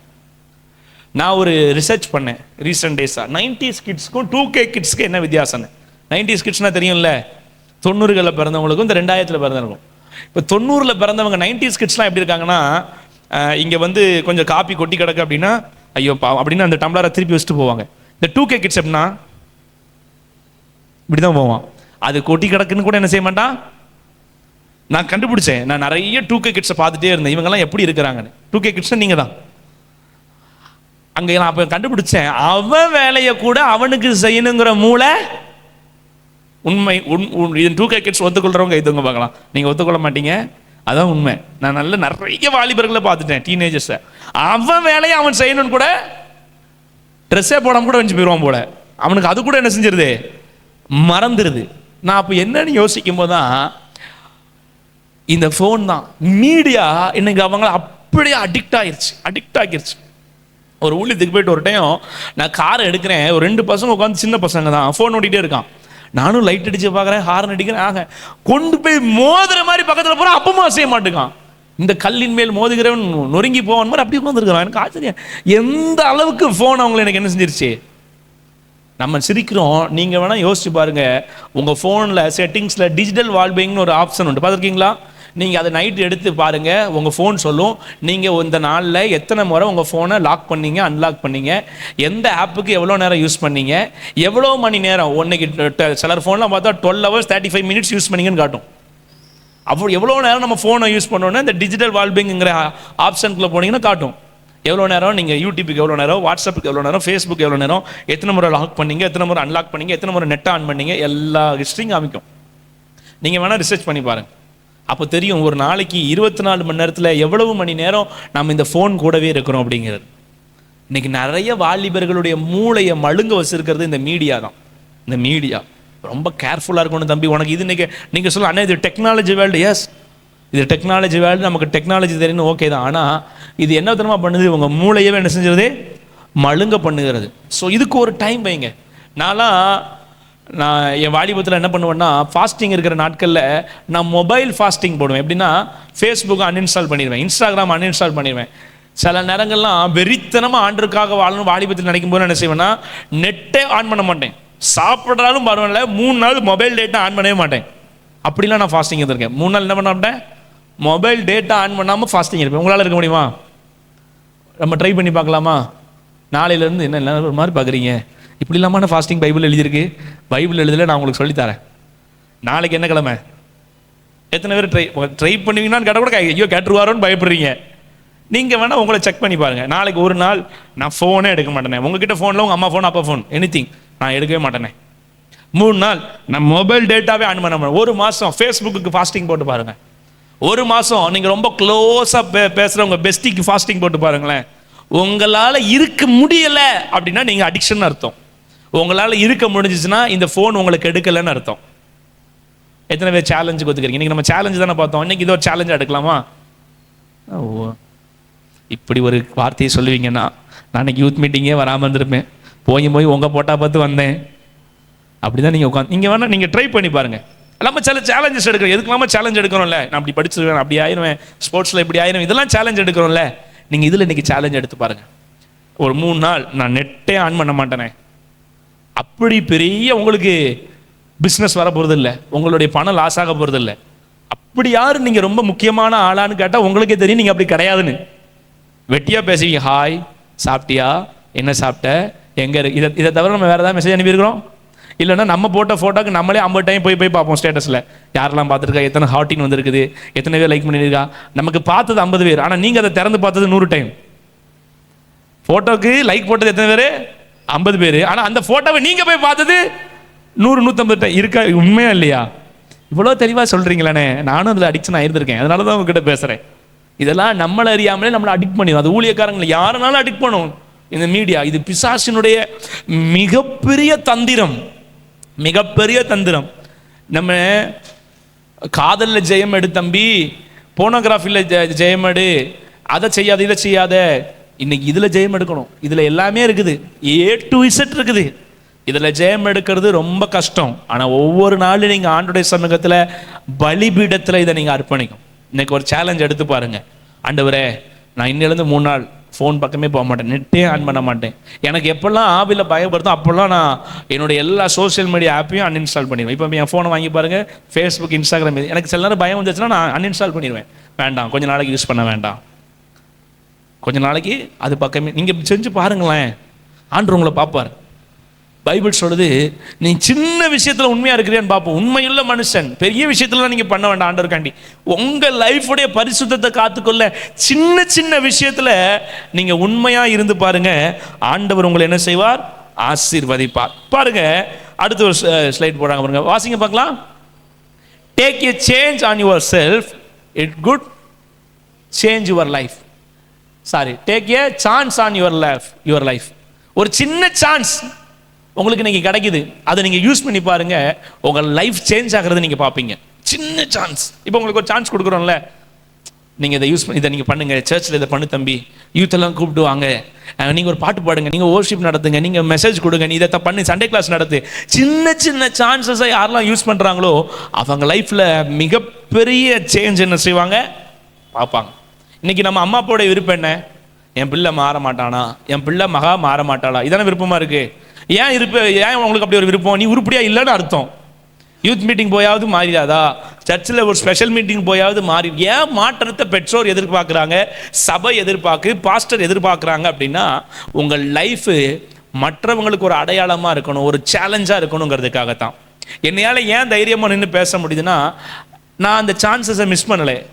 ஒரு காலத்தில் எனக்கு பாட்டு படிக்க வாய்ப்பு கிடைக்காதான்னு எங்கள் சர்ச்சில் ஏங்கியிருக்கிறேன். அப்போ ஒரு நாள் எங்கள் பாஸ்டர் சொன்னாங்க, தம்பி நீ தான் இனிமேல் என்ன செய்யணும், காணிக்க பாட்டு பாடணுன்னாங்க. நான் மைக் எடுத்துட்டு பாட ஆரம்பிச்சேன். அழகானவர் இயேசு அப்படி பாடணுன்னு எங்கள் பாஸ்டர் அங்கேருந்து இப்படி பண்ணாங்க, நீ பாடாதடா, காதில் இருந்து என்ன வருது? ரத்தம் வருது. என் ஃப்ரெண்ட்ஸ் எல்லாம் என் கீபோர்டு வாசிக்கிற பாஸ்டர் பையன் தான், இது சி மேஜர்லையும் நிற்கலை, டி மேஜர்லையும் நிற்கலை, இது என்ன மேஜர்னு எனக்கே தெரியலன்னு கீபோர்ட்லேருந்து கையெடுத்துட்டான். அப்போ எனக்கு ரொம்ப கஷ்டமாயிடுச்சு. ஒன்று கீழே போனோன்னு எங்கள் பாஸ்டம்மா சொன்னாங்க, தயவுசெய்து பாடாத ஐசக், நல்லாவே இல்லை, இவனுக்கு இந்த ஒரு பாட்டை விட்டால் வேற பாட்டே தெரியாது, இந்த ஒரு பாட்டை விட்டால் வேற பாட்டே. அப்போ நான் நிறைய நாள் எனக்கு ஒரு பாட்டு கூட பாடத்தில்லையே சப்பா. நான் ஆண்டவர்கிட்ட கேட்டேன், ஏன்னா கீபோர்டு கிளாஸ் எங்கேயும் போய் படிக்கல, எனக்கு யாருமே வாய்ப்புகளே கொடுக்கல. ஆனால் எனக்கு எப்பெல்லாம் வாய்ப்பு கிடைக்கும்னு அப்போல்லாம் அந்த வாய்ப்பை பயன்படுத்தினேன். உங்களுக்கு தெரியுமா, நான் இன்னைக்கு வரைக்கும் எங்கேயுமே போய் நான் மியூசிக் படிக்கலை, ஆனால் நான் 3 மியூசிக் கோச்சிங் சென்டர் வச்சு நடத்தினேன். நான் எனக்கு ஸ்கூலில் சொல்லிக் கொடுத்த சாரு, காலேஜில் சொல்லிக் கொடுத்த மேம் எல்லாருக்கும் நான் போய் கீபோர்ட் சொல்லி கொடுத்துருக்குறேன். 3 கடை வச்சு நடத்தினேன், மியூசிக் சென்டர் வச்சு நான் நடத்தினேன். எனக்கு பாட்டு பாடக்கூட வாய்ப்பில்லை. எந்த பாசமாக நீ பாடாத காதில் ரத்தம் வருதுனாங்களோ அவங்க சர்ச்சில் ஒரு தடவை கன்வென்ஷன் நடக்கும்போது பாடல் ஆராதனைன்னு என் ஃபோட்டோ போட்டு ஊர் ஃபுல்லாக போஸ்ட் அடிச்சு ஓட்டினாங்க. கிடைக்கிற வாய்ப்பை நீ மிஸ் பண்ணாமல் நீ யூஸ் பண்ணனா, உன்னைய குப்பையில் கடந்தாலும் சரி, நீ புழுதியில் இருந்தாலும் உன்னை தூக்கி உயரத்தில் ஆண்டவரால் வைக்க முடியும். நிறைய நேரம் நம்ம என்ன பண்ணுறோம், நமக்கு கிடைக்கிற ஆப்பர்ச்சுனிட்டியை விட்டுறோம், சான்ஸை விட்டுறோம். ஆண்டவர் உனக்கு ஒரு வாய்ப்பு கொடுக்குற, இதை பண்ணு, நீ தங்கச்சி நீ சண்டே கிளாஸ், ஐயோ எனக்கு கையெல்லாம் நடுங்க, வேண்டாம், மிஸ் பண்ணாத. ஆண்டவர் உனக்கு ஒரு வாய்ப்பு கொடுக்குறாரா, உனக்கு படிக்கிறதுக்கு ஒரு வாய்ப்பு கொடுக்குற, இந்த காலேஜ், இந்த ஸ்கூல், இந்த வேலை, அதில் பெஸ்ட்டாக இருந்து பாரு, உனக்கு கொடுக்கறதுல நீ பெஸ்ட்டாக இருந்து பாரு, ஆண்டவர் இன்னொன்று என்ன செய்வார்? ஆசீர்வதிப்பார். சான்ஸை மிஸ் பண்ணாதீங்க. எந்த சான்ஸ் கிடைச்சாலும் அது உங்கள் லைஃப்பை டிரான்ஸ்ஃபர்மேஷன் பண்ணும். யார் என்னை ஒதுக்குனாங்களோ அவங்க என்னை கூப்பிட்டு யூஸ் பண்ணாங்க. இப்போ சொல்கிறாங்க, நீ இப்போ என்னை கூப்பிட்டாங்கன்னா, ஐயோ நீங்கள் கேட்குற டேட்டு சில நேரங்களில் இல்லைன்னு சொல்கிற அளவுக்கு ஆண்டவர் நம்மளை உயர்த்துறாரு. அவ்வளோ பிஸியாக சில நேரங்களில் ஓடுறோம். காரணம் என்னென்னா, அன்னைக்கு கிடைச்ச வாய்ப்புகளுக்காக இயங்கணும். இன்னைக்கு நாம் நிறைய பேருக்கு வாய்ப்பு கொடுக்குற அளவுக்கு ஆண்டவர் நம்மளை என்ன செய்கிறாரு? பிளஸ் பண்ணுறாரு. பாருங்க, பைபிளில் நிறைய பேர் சான்ஸ் மிஸ் பண்ணாங்க. ஒரு 2 மனுஷங்களை மட்டும் நம்ம பார்க்க போறோம் வேகமா, சரிங்களா? ஓகே, அடுத்த ஸ்லைட் போறோம். இது யாரு? பீட்டர், பேதுருவுக்கு நிறைய வாய்ப்புகளை ஆண்டவர் கொடுத்தார், நிறைய வாய்ப்புகள் கொடுத்தார்.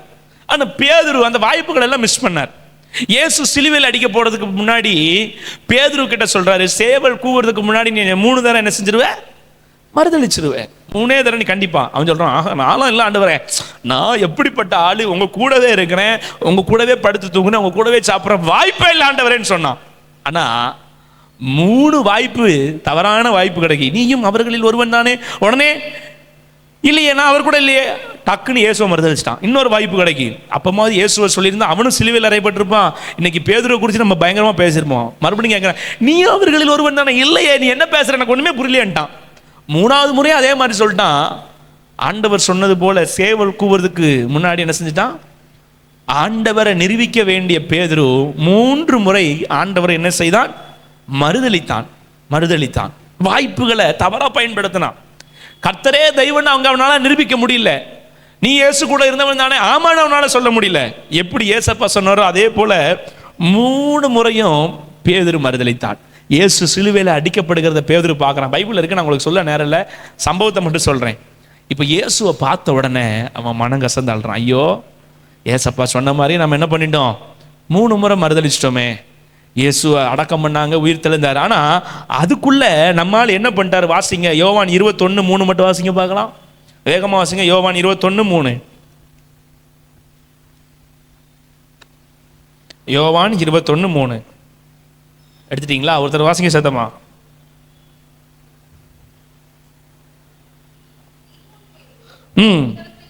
மற்றவர்களை நோக்கி மீன் பிடிக்க போகிறோம் என்றான். அதற்கு அவர்கள், நாங்களும் கூடவே வாரோன்னு சொன்னாங்க. உடனே என்ன நடந்துச்சு? அவர்கள் புறப்பட்டு போய் உடனே படவேறினார்கள். அன்று ராத்திரியில் அவர்களுக்கு ஒன்றும் பிடிக்கவில்லை, அகப்படவில்லை. நல்லா கவனிங்க, பேதுருக்கு மீன் பிடிக்க தெரியுமா தெரியாதா? அவனுடைய தாத்தா காலத்திலிருந்து அவங்களுடைய வேலையே கடலை மீன் பிடிக்கிறது தான். எங்க வலை போட்டா மீன் கிடைக்கும், எந்த ஆழத்துல போய் வலை போடணும், எல்லாமே பேதுருக்கு தெரியுமா தெரியாதா? எவ்ரிதிங் பேதுருக்கு தெரியும். ஆனா இயேசு கூடவே இருந்துட்டு நீங்க உலகமெங்கும் போய் சர்வ சிருஷ்டிக்கு சுவிசேஷம் சொல்லுங்கன்னா ஆண்டவர் சொல்லி ஒரு சேலஞ்ச் பண்ணிட்டாரு. இவன் இந்த சேலஞ்சை மிஸ் பண்ணி இப்ப என்ன பண்றான்? தான் கெட்டது இல்லாமல் தான் கூட இருக்கிறவங்களும் என்ன செய்யறான்? நம்ம அப்படி தானே, நம்ம ஒரு தப்பு பண்ணால் நம்ம விட மாட்டோம், நம்ம ஃப்ரெண்டையும் கெடுக்கணும். அதாவது எனக்கு ஒரு பெரிய இது என்னென்னா, நான் என் ஃப்ரெண்டும் ஸ்கூல் படிக்கும்போது நல்ல ஊர் சுற்றுவோம், விளையாடுவோம், சிரிப்போம். எக்ஸாம் முடிஞ்சு ரிசல்ட் வரும், பேப்பர் கொடுப்பாங்க, மிஸ் அப்போ 35 மார்க் எடுத்தா பாஸ். நான் 33 எடுத்து ஃபெயில் ஆகிருப்பேன், அவன் 35 எடுத்து பாஸ் ஆயிடுவான். இப்போ எனக்கு தான் அடி அதிகம். இப்போ எனக்கு அடி வாங்குறது தான் பிரச்சனை இல்லை, என் கூடவே இருந்தானே இவன் எப்படி 35 எடுத்தான்? என் வேதனை ஃபுல்லாக அதுதான். சார் பின்னாடி திருப்பி விட்டு அட்டி அடி, எனக்கு அதெல்லாம் வலிக்காது. இவன் எப்படி பாஸ் ஆனா 35 எடுத்து? எனக்கு ஃபுல் வேதனையாக தான் இருக்கும். என் கூட இருந்து அவன் கெட்டு போலையே. இப்போ பேதுரு எப்படி பாருங்க, அவன் கெட்டது மட்டும் இல்லை, அவன் கூட இருக்கிறவங்களும் எங்க கூப்பிடுறான்? மீன் பிடிக்க வாரீங்களா, மீன் பிடிக்க வாரீங்களான்னு எல்லாரும் சொல்லிட்டாங்க, நானும் உன் கூட வரோம். இவங்க நைட்டு ஃபுல்லா பிளான் பண்றாங்க, எல்லாமே வலைய போடுறாங்க, அங்க போடுறாங்க, அப்படின்னு தள்ளி போறாங்க. ஆனா ஒரு மீன் கூட வலை கூட என்ன செய்யல. எங்க எக்ஸ்பீரியன்ஸான ஆளு பேதுருவும் அவங்க கூட இருக்கிறவங்களும் அவ்வளோ பிரயாசப்பட்டாங்க, ஒன்று கூட என்ன செய்யல. நான் உங்களுக்கு ஒன்று சொல்லட்டா, தேவன் உங்க மேல ஒரு தரிசனம் வச்சிருந்தாருன்னா, வாலிப தம்பி தங்கச்சி உன் மேல ஒரு திட்டம் வச்சிருந்தாருன்னா, நீ நான் படிச்ச படிப்புக்கு நான் வேலைக்கே போய்க்கிறேன்னா கூட ஆண்டவர் உனக்கு என்ன செய்ய மாட்டார்? வேலை கொடுக்க மாட்டாரு. நீ சொல்லலாம், அண்ணே ஊழியெல்லாம் பின்னாடி பார்த்துக்கலாம், நான் நல்லா சம்பாதிச்சு ஆண்டோடைய ஊழியத்தை தாங்குறேன்னு சொல்லிப்பாரு, உன்னை விடுவாருன்னு நினைக்கிற? நீ எவ்வளவுதான் போய் முட்டினாலும், நீ அந்த அப்பாயின்மெண்ட் ஆர்டர் வாங்கி அந்த டேபிள்லே போய் உட்காந்தாலும் உன் சீட்டை கிழிச்சு எங்க கொண்டு வந்துருவாரு? வாடா நீ மீன் பிடிக்கவா போற? இவன் முழுவதும் பேதுருக்கு நல்ல மீன் பிடிக்க தெரியும். நைட்டு ஃபுல்லா அங்கத்தல் வளைய போடு, அந்த வீடியோ எடுத்து பாருங்க, யூடியூப்ல தெரியும். அப்படி இப்படி ஒரு சாலை மீன் கூட வளக்குள்ள கூட நினைச்சல, ஒரு நெத்திலி மீன் கூட சாப்பிட்டுருக்கீங்களா இல்லையா? தூத்துக்குடியில ஒரு நெத்திலி மீன் கூட வளக்குள்ள வரல. பைபிள் சொல்லுது, அவங்க அவ்வளோ பிரயாசப்பட்டும் ஒன்றும் பிடிக்கவில்லை, ஒன்று கூட கிடைக்கலங்க. எவ்வளோ வெக்ஸா இருப்பாங்க. இப்போ கூட இருக்கலாம் இருப்பாங்க, அட படுவாவி பேதுரு உன் பேச்சை கேட்டு வந்து ஏசு கூடயாவது அவர் மனுஷன் எப்படின்னாரு, உலகம் எங்கும் போய் சர்வசிக்கு சுவிசேஷம் சொல்லினாரு, அதெல்லாம் கேட்காம உன் கூட வந்து ஒன்றும் பிடிக்கலன்னு திட்டிகிட்டே இருந்திருப்பாங்களா இல்லையா? இப்போ ஏசு அங்கேருந்து சொல்றாரு, சரி உன் போக்கிலே நான் போறேன், விடு, உனக்கு என்ன மீன் தானே வேணும், ஆழத்தில் போய் எங்க பக்கம் போடு, வலைய வலது பக்கமா போடுன்னு சொல்றாரு. போட்ட உடனே நிறைய மீன் கிடைச்சிருச்சு. இப்போ பயங்கர சந்தோஷம். பேதுருவை திட்டினவங்கலாம் இப்போ பேதுருவை நினச்சி சந்தோஷப்படுறாங்க. பரவாயில்ல, பேதுரு கூட வந்து விளங்காமல் போன நினச்சோம், ஆனால் விளங்காமல் போல என்ன செஞ்சிட்டோம், நமக்கு ஒரு வாய்ப்பு கிடச்சிருச்சுன்னு மீனை பிடிச்சிட்டு வெளியே வராங்க. இப்போ ஏசப்பா அவங்களுக்காக நல்லா மீனை சுட்டு வச்சிருக்கிறாரு. இப்போ பரவாயில்லையே, இயேசு மீன் கொடுத்தது மட்டும் இல்லை, சமைச்சு கொடுக்குறாருன்னு சந்தோஷமா இருக்கும் பொழுது இப்போ பேதுருவை பார்த்து ஆண்டவர் சொல்றாரு பாருங்க, என்ன சொல்றாரு? 15வது வசனத்துல பேதுருவை பார்த்து இயேசு சீமேன் பேதுருவை நோக்கி, யோனாவின் குமாரன இயேசு மோனே, இவர்களிலும் அதிகமாய் நீ என்னிடத்தில் அன்பாய் இருக்கிறாயா என்றான். ஆண்டவரே உம்மை நேசிக்கிறேன் என்பதை நீர் அறிவீர் அப்படின்னு ஆண்டவர் சொல்றாரு, என் ஆட்டுக்குட்டிகளை மைப்பாயா? சொன்ன உடனே அவன் சொல்றான் பாருங்க, ஆமாண்டவரே நான் மேய்ச்சிடுறேன். ஆண்டவர் விட்டாரா? டே உன்னை பத்தி எனக்கு தெரியும்டா, நீ நான் சொல்லும் போதே நீ 3 தடவை என்ன பண்ண, மறுதளிச்சியா இல்லையா? இப்போ நான் உங்ககிட்ட 3 சான்ஸ் கொடுக்குறேன்னு 2வது ஒரு சான்ஸ் கொடுக்குறாரு. 2ஆம் தரமும் அவனை நோக்கி சொல்றாரு. 2ஆம் தரமும் ஆமா ஆண்டவரேன்னா, இவனை நம்ப முடியாது, ஏன்னா 3 முறை மறுதளிச்சவன் 3 முறை கேட்போன்னு ஆண்டவர் 3ஆம் தரமும் அவனை நோக்கி கேட்கிறாரு. அல்லேலூயா, சத்தமா தான் சொல்லுங்களேன் ஒரு அல்லேலூயா. 3 சான்ஸ் கொடுக்குறாரு. இப்போ பேதுரு சொல்றான், நான் உங்களை நேசிக்கிறேன் என்பதை நீங்க அறிவிங்க ஆண்டவரே. முதல்ல எனக்கு ஒரு 3 வாய்ப்பு கிடைச்சது, நான் தப்பா பயன்படுத்திட்டேன். ஆனா இப்போ எனக்கு ஒரு 3 வாய்ப்பு கிடைக்க நான் விடலை. அதனால தான் பேதுருவின் முதல் பிரசங்கத்துல எத்தனை பேர் ரட்சிக்கப்பட்டாங்க? எவ்வளவு பேர் ரட்சிக்கப்பட்டாங்க? 3000 பேர் ரட்சிக்கப்பட்டாங்க. அல்லேலூயா. 5000 பேர் எடுத்து ரட்சிக்கப்பட்டாங்க. இப்போ பேதுரு இயேசுவை மறுதலிச்சவன் தான். ஆனா இப்போ ஏசப்பாவின் வஸ்திரத்தின் ஓரத்தை தொட்டோன்னு சுகம் கிடைச்சது. ஏசப்பா கையை வச்சோன்னு சுகம் நடந்துச்சு. இப்போ பேதுருவின் நிழல் பட்ட உடனே அநேகர் சுகம் அடைந்தார்கள். ஏசப்பாவுக்கு கையை தட்டி மகிமைப்படுத்துங்களேன். அல்லேலூயா. நான் சொல்றேன், உங்க மேல ஆண்டவர் ஒரு வாய்ப்பு கொடுக்கிறாரு, ஒரு தரிசனம் வச்சிட்டாருன்னா உங்க நிழல்ல கூட அற்புதம் நடக்கும். அல்லேலூயா. நீங்க நினைக்கிறீங்க என்னெல்லாம் கொண்டு ஆண்டவர் என்னென்ன பயன்படுத்த முடியும்? தம்பி தங்கச்சி பேதுரு மேல ஒரு பெரிய தரிசனம் இருந்துச்சு. அவன் சான்ஸை மிஸ் பண்ணா 3 முறை. ஆனா இப்ப 3 முறை ஆண்டவர் சொன்ன உடனே, இல்ல ஆண்டவர் நான் உங்களை தான் நேசிக்கிறேன்னா பேதுரு நிரூபிச்சு காமிச்சான். அல்லேலூயா. ஒரு சப்பானி வாசல்ல உட்கார்ந்துருந்தான், தேவாலயத்தின் வாசல்ல. ஏதாவது கிடைக்குமா? இப்ப பேதுரு சொல்றான், பொண்ணு வெள்ளி என்கிட்ட இல்லப்பா, நீ எழுந்து நடனோன்னு டக்குன்னு என்ன செஞ்சிட்டாரு? பிறவி சப்பானி எச்சு நடந்தான். இப்போ நிழல்ல, பேதுருவின் நிழல்ல அநேக வியாதியஸ்தர்களை கொண்டு வந்து போட்டாங்கன்னு பைபிள் சொல்லுது. நான் சொல்றேன் தம்பி தங்கச்சி, உன் மேல தேவ திட்டம் இருக்குன்னா உன் பார்வையில கூட, உன் பேச்சுல கூட அற்புதம் நடக்கும். அல்லேலூயா. உனக்கு கிடைக்கிற சான்ஸை மிஸ் பண்ணாத. முதல் சான்ஸை மிஸ் பண்ணாரு பேதுரு. ஆனா 2வது முறை ஆண்டவர் கேட்டாரு, நான் இப்போ மிஸ் பண்ண மாட்டேன். முறை கேட்கும்போது எமோஷனலா முடிவெடுத்துட்டாரு. ஆமாண்டவரே, என்னதான் சேவல் கூப்பிட்டு நான் மறுதளிக்க மாட்டேன்னா. ஆனா 2வது சான்ஸ் கிடைக்கும் போது ஆத்மாத்தமா உணர்ந்து முடிவெடுத்தான் பாருங்க, விடவே இல்லை. அல்லேலூயா. நான் சொல்றேன், உங்க லைஃப்ல சில சான்ஸ் கிடைக்கும் போது இமோஷனலா முடிவெடுக்காதீங்க. உணர்வு பூர்வமா நான் ஊழியத்துக்கு வந்துடுறேன், என்ன மிஷனரியா போயிடுறேன், பக்கத்து தெருக்கே போக மாட்டோம். எமோஷனலா முடிவெடுக்காதீங்க. ஆண்டவர்கிட்ட கேளுங்க, ஆண்டவரே என் மேல என்ன திட்டம் வச்சிருக்கிறீங்கப்பா, நான் உங்களுக்காக என்ன செய்யணும் ஆண்டவரே, என்ன எதிர்பார்க்குறீங்க என்கிட்ட? ஆண்டவர்கிட்ட கேளுங்க, உங்களுக்கு ஒரு வாய்ப்பு கொடுப்பா. அல்லேலூயா. அந்த பாதையில் உங்களை நடத்துவா. 2வது ஒரு மனுஷனை காமிக்கிற. முதல்ல பேதுருவை பார்த்தோம். 2வது இவர் யாரு? இவரை பார்த்தோன்னா உங்களுக்கு யார் ஞாபகத்துக்கு வரா? சத்தமா சொல்லுங்க. யோனா. வாசிங்க யோனாவின் புஸ்தகம் 3வது அதிகாரம் 1வது வசனம். யோனா 3:1 வாசிங்க பார்க்கலாம் வேகமா. சத்தமா வாசிங்க ஒருத்தர்.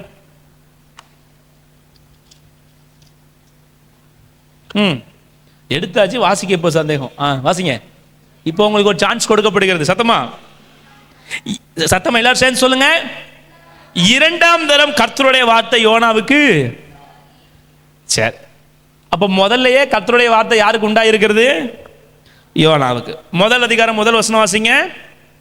அமித்தாயின் குமாரனாகிய யோனாவுக்கு கர்த்தருடைய வார்த்தை. அப்ப முதல்ல கர்த்தருடைய வார்த்தை யோனாவுக்கு கிடைக்கும் பொழுது அவன் எழுந்து தந்த சான்ஸை பயன்படுத்தி நினிவேக்கு.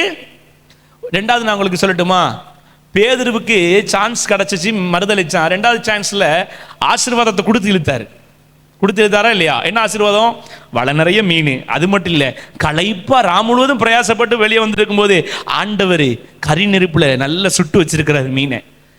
அது பேதுருவின் அனுபவம். இது சிலருக்கு நடக்கும். 2வது ஒரு அனுபவம். இது எப்படி நடக்குது?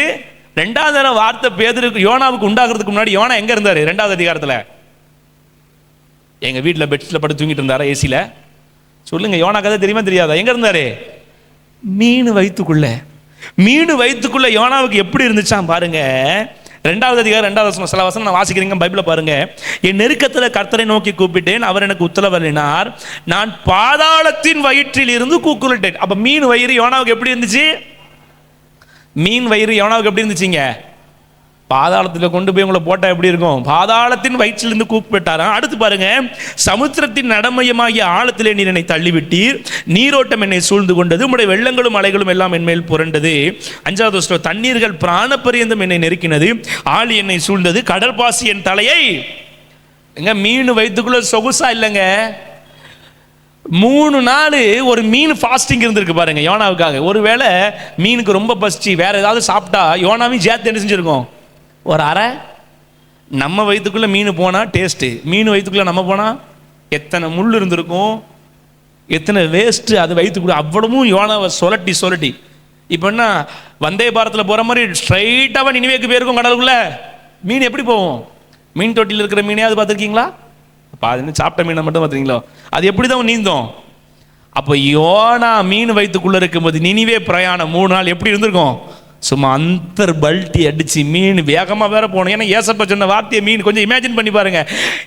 மீன் நிறைவேற்றணும், அங்கே திரும்பி இங்கே திரும்பி. இப்போ யோனா கடந்த ஆண்டவரே தெரியாமல் பண்ணிட்டான்பா. இப்போ மீன் போய் கக்கணுன்னு 2வது வாய்ப்பு. தம்பி, முறை ஆண்டவனுக்கு கொடுக்கும்போது வாய்ப்பை தங்கச்சி நீ பயன்படுத்தலைன்னா 2வது வாய்ப்பு மீனின் அனுபவம். இப்போ நிறைய பேர் ஆண்டவர் முறை கொடுத்து கூப்பிடுறாரு, வரல. இப்போ 2வது சில வாலிபர்கள் இங்கே எப்படி கூப்பிட்றாருன்னா, போ உனக்கு என்ன வேணும், தானே வேணும், போ நீ தானே கேட்ட, போ. அப்புறம் அதிலெல்லாம் முட்டி மோதி சில வாலிபர்கள் இயேசுவை நீ நான் உங்களுக்காக வாழ்கிறேன். யோனாவின் அனுபவம் உங்கள் வாழ்க்கையில் வந்துச்சுன்னா, அந்த படத்தில் பார்த்தோம்ல, அந்த ஆமனுக்கு நிழலாவது கிடைக்கும்னு நினச்சான், அதையும் கர்த்தர் எடுத்தார். ஆமனுக்கு என் நிழலையாவது போய் உட்காரலான்னு பார்த்தான். இப்போ ஆண்டவர் ஒரு பூச்சிக்கு கட்டளையிட்டாராம். அந்த ஆமனுக்கு செடியின் அந்த இலையெல்லாம் என்ன செஞ்சிச்சான், பைபிள் வாசிச்சு பாருங்க, பட்சித்து போட்டுச்சான்.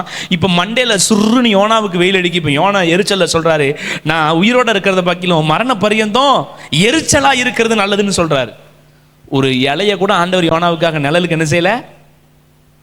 தம்பி தங்கச்சி, ஆண்டவர் உனக்கு நல்ல வாய்ப்புகளை கொடுக்கும் பொழுது நீ ஆண்டவருக்கு உன் வாழ்க்கையை அர்ப்பணி.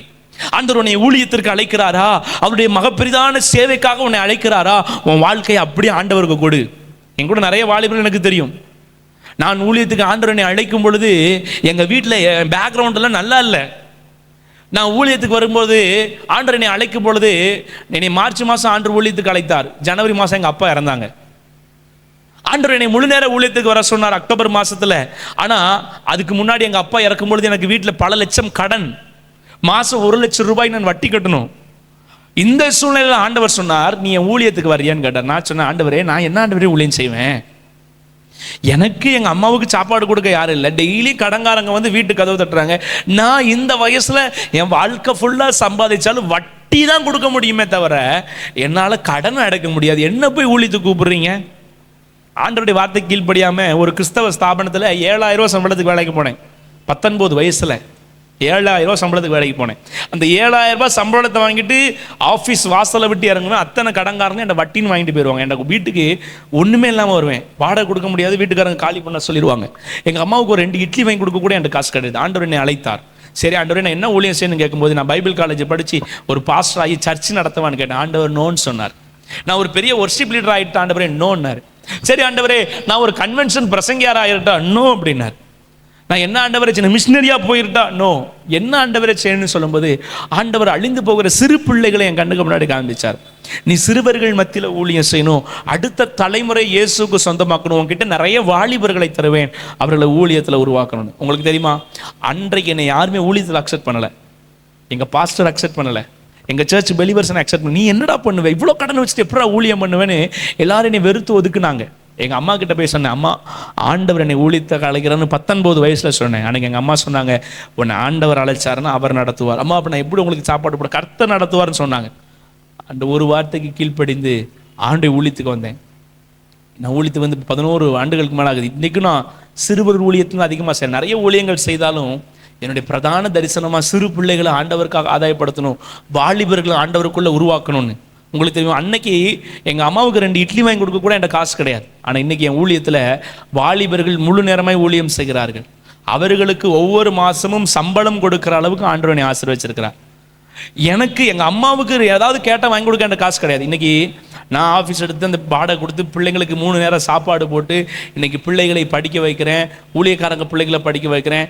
போன மாதம்லாம் ஒரு அம்மா ஒரு பிள்ளைய 12ஆம் வகுப்பு முடிச்சிட்டா. இந்த பிள்ளை எனக்கு வேண்டான்னு என்கிட்ட எழுதி கொடுத்துட்டு போயிட்டாங்க. ஒரு வாலிப பிள்ளையை, இந்த பிள்ளை என்னால் வளர்க்க முடியாது, இல்லைன்னா எங்கேயாவது கொண்டு வேலை கொடுங்கன்னு கொடுத்துட்டு போயிட்டாங்க.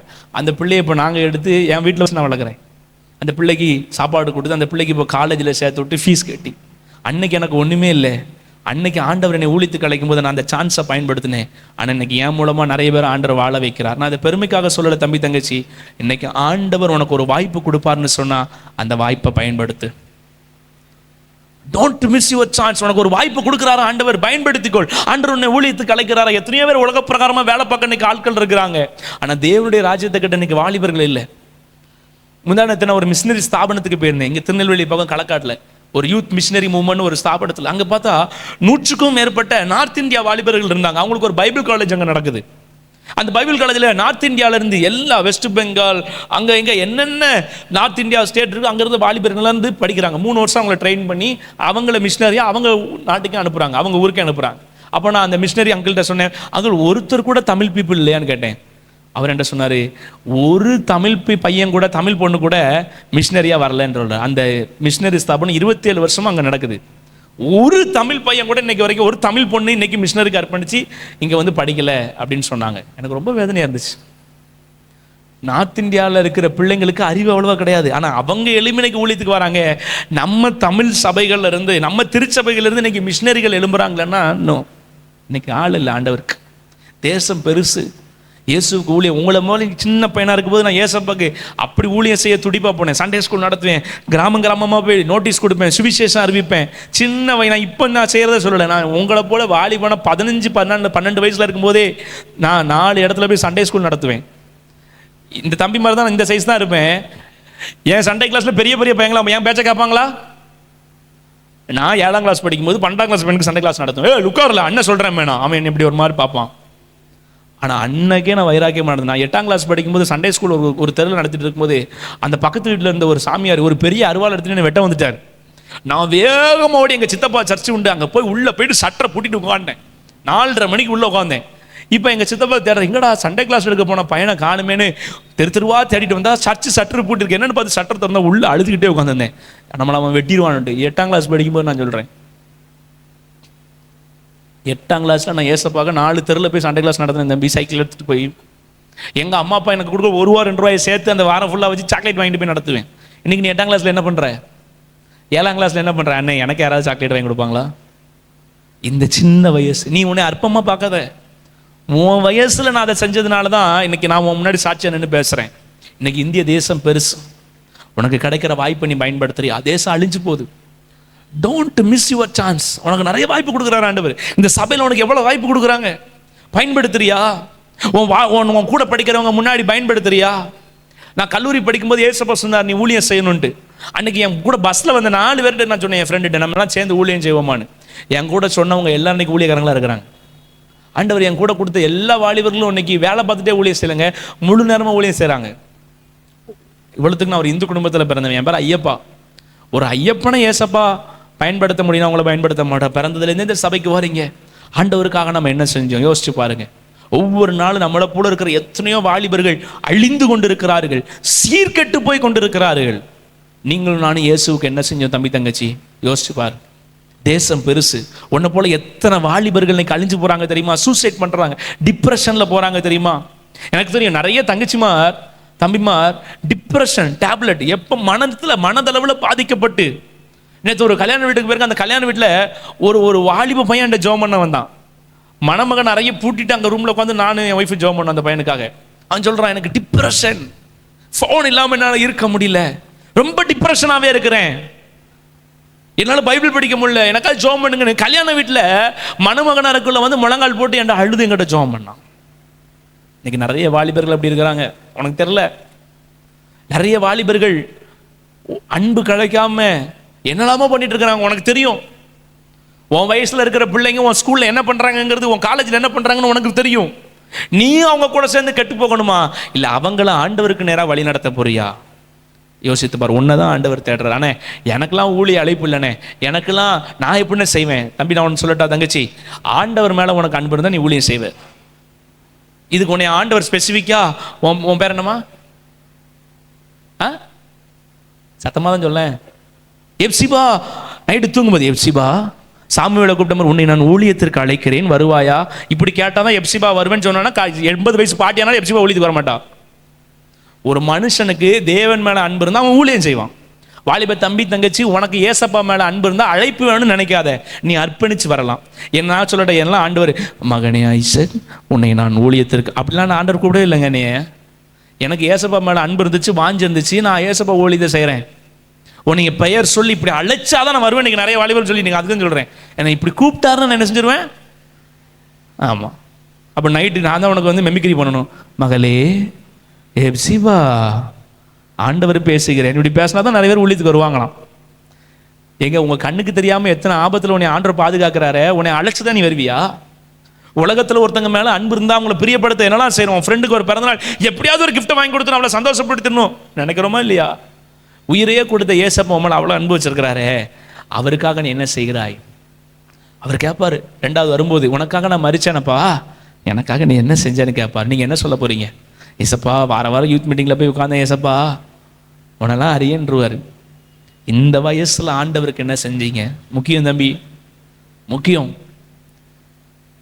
எங்கள் சர்ச்சு சின்ன சர்ச்சு தான், அதே தூத்துக்குள்ளே. ஆனால் நிறைய வாலிப பிள்ளைங்க ஒவ்வொரு வருஷமும் இப்போ பைபிள் காலேஜ் படிக்க போகிறாங்க. எனக்கு சந்தோஷமா இருந்துச்சு. மிஷினரியாக போயிட்டாங்க 2-3 பேர். சந்தோஷமா இருந்துச்சு. நம்ம சர்ச்சு எவ்வளோ பெரிய சர்ச்சு. நீங்கள் எத்தனை பேர் சொல்கிறீங்க, பாஸ்டர் நான் நிறைய படிச்சேன், நான் ஒரு வருஷம் போய் பைபிள் காலேஜ் படிச்சுட்டு வரேன், நான் மிஷினரியாக போகிறேன். ஏன் நமக்குள்ளே அந்த அர்ப்பணிப்பு வரல? உலகம் இழுக்குதான் நம்மளை. நான் சொல்லட்டா, நான் வேலை பார்த்துருந்தா கூட மாதம் மிஞ்சி போனால் இன்றைக்கி என்னுடைய தகுதிக்கு நான் ஒரு 15,000 சம்பளம் வாங்கியிருப்பேன் உலக பிரகாரமாக நான் வேலை பார்த்துருந்தா. ஆனால் இன்னைக்கு நான் மாதம் லட்சக்கணக்கில் ஏசப்பாவுடைய ஊழியத்துக்கு விதைக்கிறேன். அன்னைக்கு நான் 15,000 கிடச்சிருந்தா போதுன்னு நினைச்சேன். ஆனால் இன்னைக்கு என் மூலமாக ஏசப்பா நிறைய பேரை போஷிக்கிறார். இதுதான் கனமான ஊழியம். நீ நினைக்கிற ஆனால் ஊழியத்துக்கு வந்து கஷ்டப்படணும், அப்படி இருக்கணும். இல்லை இல்லை இல்லை இல்லை இல்லை, இந்த கஷ்டம் கூட நீ ஆண்டவருக்காக, ஏசப்பாக்காக இழக்கிற யாரும் ஏசப்பா தரித்திரராக விடுவதில்லை. தரித்திரராக ஏசப்பா விட மாட்டாங்க. உன்னே தெரியுமா, நான் சொல்லிட்டேன், நான் பிறந்து வளர்ந்த திருநெல்வேலியை விட்டு நான் எங்கேயுமே போனது கிடையாது. எங்கேயுமே நான் போனேன். எனக்கு வந்து தூத்துக்குடிலாம் எங்கே இருக்கு, என் கல்யாணத்தை தான் தூத்துக்குடியே நான் வந்தேன். எனக்கு தூத்துக்குடி கூட எங்கே இருக்குன்னு தெரியாது. ஆனால் இன்னைக்கு ஏசப்பா ஒவ்வொரு மாவட்டத்திலையும் ஒரு நாள் வைக்கிறார், ஒவ்வொரு மாநிலத்திலையும் ஒரு நாள் கூட்டு போகிறார். பஸ்ஸுக்கு 12 ரூபா இல்லாமல் ஒரு செமஸ்டர் ஃபுல்லாக நான் காலேஜுக்கே போல தெரியுமா. ஒரு நாளைக்கு எனக்கு போகிறதுக்காரோ வரதுக்காரோ 12 ரூபா பஸ்ஸுக்கு வேணும். ஆனால் இன்னைக்கு ஏசப்பா என்னை ஃப்ளைட்லலாம் கூட்டு போகிறார் ஊழியத்துக்கு. நான் அதெல்லாம் போகும்போது எனக்கு கண்ணீர் வருது. ஏசப்பா 12 ரூபா பஸ், வெறும் 12 ரூபீஸ் இல்லாமல் நான் காலேஜுக்கு போல ஒரு செமஸ்டர் ஃபுல்லாக. ஆனால் இன்றைக்கி நீ ஊழியத்துக்கு நீங்கள் ஃப்ளைட்டில் கூட்டு போகிறீங்களே ஏசப்பா, எனக்கு என்ன தகுதி இருந்துச்சு? ஏன்னா அவ்வளோ பெரிய பணக்கார குடும்பமா, எங்கள் அப்பா படித்தவரா, எங்கள் பேக்ரவுண்டு பெருசாக ஒன்றுமே கிடையாது தம்பி. அதுக்கு நீ ஊழியத்துக்கு வந்து ஃப்ளைட்டில் தான் போவேன்னு நான் சொல்லலை. சில நேரம் வித்தவுட்டில் கூட ட்ரெயினில் பாத்ரூம் கிட்ட கூட படுத்துலாம் வந்துட்டு இருக்கேன் சில நேரம். அது மட்டும் அல்ல உயர்வு. நீ ஆண்டவருக்காக நிறைய ஆத்துமாக்களை ஆதாயம் பண்ண முடியும். நீ ஏசப்பாக்காக வாழ்ந்து பாரு, பரிசுத்தமாக வாழ்ந்து பாரு. நான் இயேசுக்காக எதையாகில செய்யணும். நண்பர்களாக இருக்கிறீங்க, உன் ஸ்கூலில் உன் காலேஜில் ஒரு பிரேயர்சல் ஆரம்பி, வாலிபர்களை ஆதாயப்படுத்து. ஞாயிற்றுக்கிழமை நல்லா சாப்பிட்டுட்டு மதியானம் தூங்காதீங்க, போங்க 4 பேர் சேர்ந்து ஒரு கிராமத்துக்குள்ளே போய் ஒரு சண்டே ஸ்கூல் நடத்துங்க. 4 சின்ன பிள்ளைகளுக்கு இயேசுவை சொல்லுங்க. உங்களை குறித்து பரலவும் சந்தோஷப்படும். நீங்கள் திரும்பி பார்க்கும்போது நான் ஏசப்பாக்காக நான் இதெல்லாம் செஞ்சேன் நீங்கள் சொல்ல முடியும். இன்னைக்கு நீங்கள் திரும்பி பாருங்க, நீங்கள் என்ன செஞ்சீங்க ஏசப்பாவுக்காக? நான் என்னுடைய ஆவிக்குரிய பலனுக்காக சர்ச்சுக்கு வந்தேன், அதான் சொல்ல முடியும். நான் எனக்காக யூத் மீட்டிங் வந்தேன். இன்னைக்கு ஆண்டு கேட்குறேன், நீ உனக்காண்டி வாழ்ந்தது போதும், எனக்காக வாழ்வாய். பேதுரு அது வரைக்கும் தன்னை கொன்றுவாங்களோன்னு நினச்சி 3 தடவை மறுதளிச்சான். இப்போ பேதுரு சொல்கிறான், நீங்கள் சிலுவையில் அறைந்த இயேசுவை நான் பிரசங்கிக்கிறேன். இப்போ நீ என்னை சிலுவையில் அறைஞ்சாலும் பரவாயில்லப்பா. அதனால தான் பேதுரு தலையில சிலுவையில் அறைகிறாங்க, ஆனாலும் பரவாயில்ல, நான் இயேசுக்காக எதையும் இழக்க தயார்னு சொன்னா. 2வது வாய்ப்பை பேதுரு விடலைங்க. யோனா, நீ சொன்னாலே அவங்க கேட்பாங்களே, யோனாவே எனக்கு தெரியும், எனக்கு நீ வராமலேயே நினிவே மக்களுக்கு நான் என்னுடைய சத்தம் கேட்டு அவங்க மனம் திரும்புவாங்க. ஆனால் நான் ஏன் தெரியுமா ஒன்று அனுப்பினேன், யோனா ஓ மூலமாக செய்ய வேண்டியதை ஓ மூலமாக தான் செய்வேன். நான் சொல்கிறேன், வாலிப தம்பி தங்கச்சி, நீ இல்லாமல் கூட ஏசப்பாவுடைய ராஜ்யம் கட்டப்படும். ஆனால் நீ அவருக்கு தேவை. ஏன்னா ஒன்று அவர் பயன்படுத்தணும்னு அவருடைய சித்தம். தாயின் கருவில் உருவாகும் முன்னே நீ அவருக்கு தேவைங்கிறது அவருடைய நோக்கம். அதனால தான் ஒன்றை தேடுறாரு. உனக்கு ஒவ்வொரு டைமும் அழைப்பு கொடுக்கிறார், எனக்காக எதையாவது செய்ய, எனக்காக எதையாவது செய்ய, சான்ஸை மிஸ் பண்ணாத, உன் வாழ்க்கையை சேஞ்ச் பண்ணுறதுக்கு ஒப்புக்கொடு, நீ ஒரு சேலஞ்சாக மாறுன்னு சொல்கிறார். என்னால் இன்னைக்கு ஏன் முன்னாடி நின்று சவாலாக சொல்ல முடியுதுன்னா, நான் அந்த சேஞ்சஸ்க்கும் அந்த சான்ஸையும் நான் விடலை, நான் பயன்படுத்தினேன். அதனால உங்கள் முன்னாடி நான் தைரியமாக நான் சொல்ல முடியும். நீ திரும்பி பார்க்கும்போது தைரியமாக நின்று சொல்லணும். நிறைய வாலிபர்களுக்கு இயேசுக்காக என் வாழ்க்கையை கொடுத்தேன், இயேசு என்னை விடலைன்னு உங்களால் சொல்ல முடியுமா? யோசிச்சு பாருங்க. நீ சின்ன பையன்தான், ஆனால் உன்னால் செய்ய முடியும். உன்னால் உன் 4 ஃப்ரெண்ட்ஸுக்கு நீ ஆசீர்வாதமாக மாற முடியும். இன்னைக்கு ஒரு தீர்மானம் எடு. நீ இந்த 1 வருஷம் தொடர்ந்து இந்த யூத் மீட்டிங் வரது வேஸ்ட்டாக போயிடக்கூடாது. யூத் மீட்டிங் வர எதுக்காக?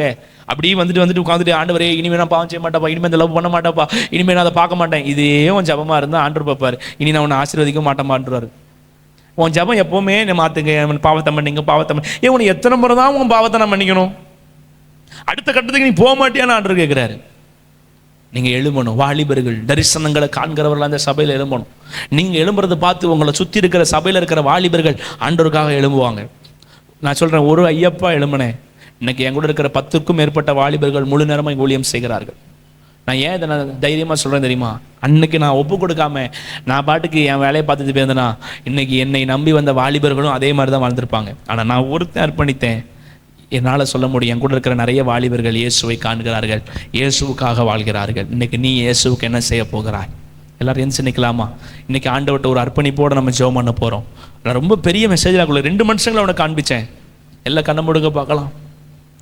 2 மனிதர்களை காண்பித்தேன். ஒருத்தர் பேதுரு. ரெண்டாவது வாய்ப்பு கிடைக்கும் போது ஆசீர்வதிச்சு அவரை கூப்பிட்டாரு. ஆனா யோனா அடிச்சு கூப்பிட்டாரு. உன்னை ஆண்டவர் ஆசீர்வதிச்சு உன்னை அழகா அன்பா கூப்பிடும் போதே நீ இயேசுக்காக வந்துருவியா? நீ இயேசுக்காக வந்துருவியா? யோசிச்சு பாரு. இன்னைக்கு ஆண்டவர் உங்களை அழைக்கிறார். வாலிப தம்பி தங்கச்சி, இன்னைக்கு ஆண்டவர் உங்களை அழைக்கிறார். இன்னைக்கு ஆண்டவர் உங்களை அழைக்கிறார்.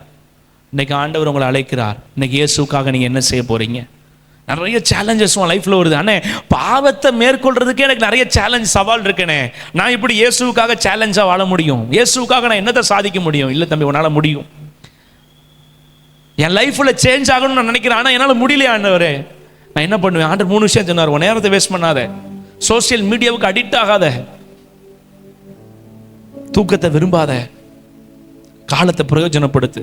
நாட்கள் பொல்லாதவைகளானதால் உன் காலத்தை பிரயோஜனப்படுத்துன்னு ஆண்டவர் சொல்றாரு. இன்னைக்கு எத்தனை பேர் ஆண்டவர்கிட்ட உங்க வாழ்க்கையை ஒப்பு கொடுக்குறீங்க? தம்பி தங்கச்சி, ஒருத்தங்க கூட தமிழ்நாட்டில இருந்து மிஷினரியா போவதுக்கு நீங்க விருப்பம் இல்லையா? ஆனா ஒரு காலத்துல தமிழ் மிஷினரிகள் தான் வட இந்தியாவே அசைச்சாங்க. இன்னைக்கு தமிழ்நாட்டில இருந்து போக ஆள் இல்லை. தூத்துக்குடி பட்டணத்துல இருந்து ஆண்டவருக்காக சேவை செய்ய போக ஆள் இல்லை. ஏசப்பாவுடைய உள்ளத்தை சந்தோஷப்படுத்த விரும்புறேன். எல்லாம் கண்ண முடுங்க பார்க்கலாம். Close your eyes. எல்லாம் கண்ண முடுங்க பார்க்கலாம். நீ இந்த சின்ன வயசுல, நீ ஸ்கூல் படிக்கும் போது, காலேஜ் படிக்கும் போது சொல்லு, நான் இருக்கிற இடத்துல நான் உங்களுக்கு பிரயோஜனமா வாழ விரும்புறேன்ப்பா. நான் இருக்கிற இடத்துல உங்களுக்கு ஆசீர்வாதமா வாழ விரும்புறேன்ப்பா. என்ன நீங்க பயன்படுத்துங்கன்னு சொல்லுவியா? யாரெல்லாம் கேட்குறீங்க? யாரெல்லாம் கேட்குறீங்க?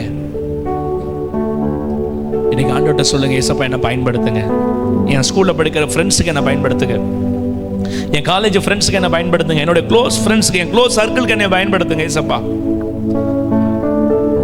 இயேசுவை மறுதலித்து பேதுரு மறைஞ்சு போனாரு. ஆனா இப்ப சொல்றாரு, சிலுவையில் அறையப்பட்ட இயேசுவை நான் பிரசங்கிக்கிறேன். 2வது வாய்ப்பை பேதுரு விடலைங்க. யோனா 2வது வாய்ப்பை விடல. யோனா சொல்றாரு, நீங்களே சொல்லிருக்கலாமே, நான் எதுக்கு வரணும்? நான் உன்னை கொண்டு தான் செய்வேன். யோனா தங்கச்சி, ஆண்டவர் உன்னை கொண்டு தான் செய்ய போறாரு. ஏசப்பா நீ பிரத்யட்சமா அழைச்சாத வருவேன் இல்ல. ஆண்டவர் மேல அன்பு இருக்கிறவங்க அவக்காக ஏதாவது செய்வாங்க. ஆண்டவர் மேல அன்பு இருக்கிறவங்க அர்ப்பணிச்சு ஆண்டோடைய ஊழியத்தை செய்ய முடியும். நான் அர்ப்பணிச்சு தான் வந்தேன். உன் முன்னாடி சாட்சியா நிற்கிறேன். எனக்கு எத்தனை பேர் சொல்ல முடியும், எனக்கா ஆண்டவரே எனக்காக நான் வாழ விரும்பல, உமக்காக நான் வாழ விரும்புகிறேன்? எத்தனை பேர் சொல்றீங்க? எனக்காக வாழாமல் உமக்காக வாழ்ந்திட, எனக்காக வாழாமல் உமக்காக வாழ்ந்திட, உருவாக்குமே என்னை, உருவாக்குமே, உருவாக்குமே என்னை, உருவாக்குமே. சொல்லுங்க, எனக்காக, எனக்காக வாழாமல் தம்பி கண்ணை மூடி 2 கையை உயர்த்தி சொல்லுவியா? எனக்காக வாழாமல் உமக்காக வாழ். சொல்லுங்க எல்லாரும், வாய் தங்கச்சி. எனக்காக வாழாமல் உமக்காக வாழ்ந்திட, எனக்காக வாழாமல் உமக்காக வாழ்ந்திட, உருவாக்குமே என்னை, உருவாக்குமே, உருவாக்குமே என்னை. எத்தனை பேர் சொல்லுங்க, முழு மனசா சொல்லுங்க, என்னை தருகிறேன், தருகிறேன் உம் கரத்தில், என்னை படைக்கிறேன், படைக்கிறேன் உம் எல்லாம் வாய் திறந்து சொல்லுங்க, என்னை தருகிறேன் உம் கரத்தில், என்னை படைக்கிறேன், படைக்கிறேன் உம் சொல்லுங்க, என்னை தருகிறேன், என்னை. ஆண்டவரே என்ன தர்றேன்ப்பா உங்க சேவைக்காக. என் லைஃப்ல ஒரு சான்ஸ் கிடைச்சா நான் மிஸ் பண்ண மாட்டேன். என்னை சேஞ்ச் பண்ண ஒப்பு கொடுக்கிறேன். உங்களுக்காக நான் சேலஞ்சா வாழ்வேன்ப்பா. என்னை தருகிறேன், தருகிறேன் உன் கரத்தில், என்னை படைக்கிறேன், படைக்கிறேன் உன் பாதத்தில், என்னை. தம்பி சொல்லு, கண்ண மூடி. தருகிறேன் உன் கரத்தில் என்னை. தங்கச்சி, நீ ஏசப்பாக்கு வேணும். உனக்காக வாழாத, அவருக்காக வாழ்வாயா? உருவாக்குமே உருவாக்குமே உருவாக்குமே என்னை உருவாக்குமே. குயவனே குயவனே உம் கையில் களிமண்ணா உடைத்து உடைத்து உருவா. நீங்க சொல்லுங்க, குயவனே குயவனே உம் கையில் களிமண்ணான் உடைத்து உடைத்து உருவா. நீங்க சொல்லுவீங்களா, என் சித்தம் அல்ல ஆண்டவர், என் விருப்பம் அல்லப்பா, என் சித்தம் அல்ல உன் சித்தம் நாதா தருகிறேன். எனக்கு கிடைக்கிற வாய்ப்பை இனி நான் மிஸ் பண்ண மாட்டேன் ஆண்டவரே. என் சித்தம் அல்ல உன் சித்தம் நாதா தருகிறேன் உன் கரத். கடைசி ஒருவர் 2 கையை உயர்த்தி எல்லா தம்பிமா என்னை தருகிறேன். நீங்க பாடுங்களே, ஆண்டவரே ஒப்பு கொடுக்கிற ஒவ்வொரு பிள்ளைகளையும் பயன்படுத்துங்கப்பா. இந்த சபையிலிருந்து ஒரு சேனை புறப்பட்டு தேசங்களுக்குள்ள போகட்டும் ஆண்டவரே. என்னை தருகிறேன் தருகிறேன் உன் கரத்தில் என்னை படைக்கிறேன் படைக்கிறேன். சொல்லுங்க, வாய் திறந்து உள்ளத்துல இருந்து என்னை ஷரபா கரதே அஸிப்ரஹலா சக்ரு கரத்தில் என்னை படைக்கிறேன் படைக்கிறேன் உம் பாதத்தில் என்னை தருகிறேன். ஆண்டவரே, உங்களுக்காக அர்ப்பணிக்கப்பட்ட வாழ்க்கை வாழட்டுங்க பிள்ளைங்க. இந்த சின்ன வயசுல எழுப்பட்டு இயேசுவுக்காக, நீ இயேசுவுக்கு பிரயோஜனம் உள்ள பாத்திரமா என்னை தருகிறேன். ஆண்டவருடைய மாற்றுகிறா சொல்லிடு, என்ன தர்றப்பா. உலகத்துக்கு கொடுக்கல, மீடியாவுக்கு கொடுக்கல, என்னோட இருக்கிற நண்பர்களுக்கு நான் கொடுக்க விரும்பல, உங்களுக்கு கொடுக்கிறேன். என்னை தருகிறேன் தருகிறேன் உம் கரத்தில்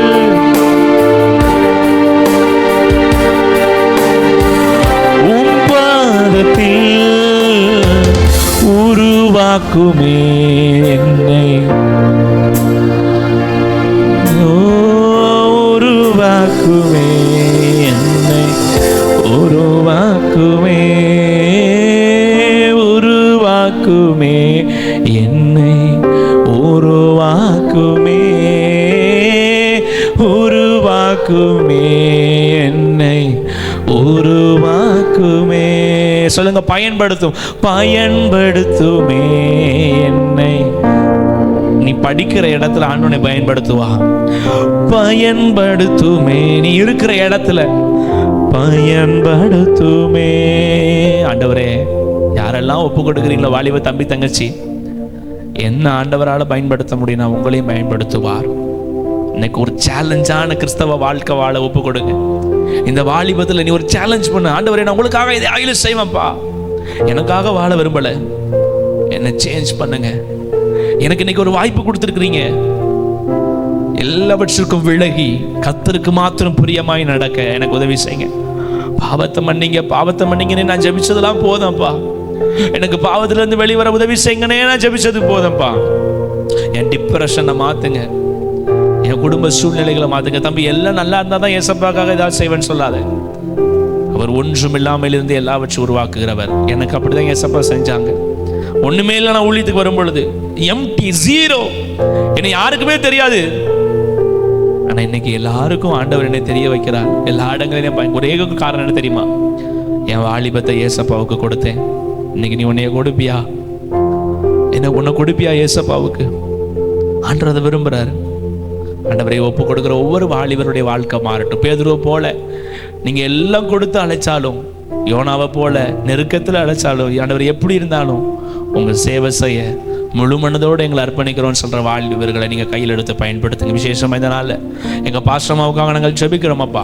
சரீரத்தில் காணப்படுகிற பலவீனங்களை கர்த்தர் மாற்றுவீராக ஆண்டவரே. ஒரு புது பலனை கொடுத்து மீண்டும் உடைய மகள் இங்க வந்து உடைய ஊழியத்தை செய்வதற்கு கர்த்தர் உதவி செய்யுங்கப்பா. ஊழியக்காரருடைய சுகத்தை விரும்புகிற கர்த்தர் ஆண்டவரே, பாஸ்டருடைய குடும்பத்தை கர்த்தர் பாதுகாத்து பலப்படுத்துவீராக ஆண்டவரே. எல்லா பலவீனங்கள் நீங்க அவங்க சுகபத்திரமாய் வந்து கர்த்தரை மகிமைப்படுத்த உயர்த்தி உதவி செய்யுங்க. இந்த யூத் மீட்டிங்ல வர்ற ஒவ்வொரு வாலிபர்களும், இந்த சபையில் இருக்கிற அநேக வாலிபர்கள் உண்டு, தடையில்லாமல் அவங்க கடந்து கொள்ளட்டாம்ப்பா. ஒவ்வொரு வாரமும் சத்தியத்தினால் நம்முடைய பிள்ளைகளை வழி நடத்துங்க. மனதார வாழ்த்தி ஆசீர்வதிக்கிறேன். இயேசுவின் நாமத்தில் ஜெபிக்கிறோம் பிதாவே, ஆமென். எல்லாம் சேர்ந்து சொல்லாமா? என் ஆத்துமாவே கர்த்தரை ஸ்தோத்திரி, என் முழு உள்ளமே அவருடைய பரிசுத்த நாமத்தை ஸ்தோத்திரி. என் ஆத்துமாவே கர்த்தரை ஸ்தோத்திரி, அவர் செய்த சகல உபகாரங்களை மறவாதே. ஆமென். நம்முடைய கர்த்தராகிய இயேசு கிறிஸ்துவின் கிருபையும் பிதாவாகிய தேவனுடைய அன்பும் பரிசுத்த ஆவியானுடைய ஐக்கியமும் நம் யாவரோடும் செய்தி கேட்ட செய்தி கொடுத்த நம்முடைய பிள்ளைகளோடு வருகை பெறுந்து இருப்பதாக. ஆமென்.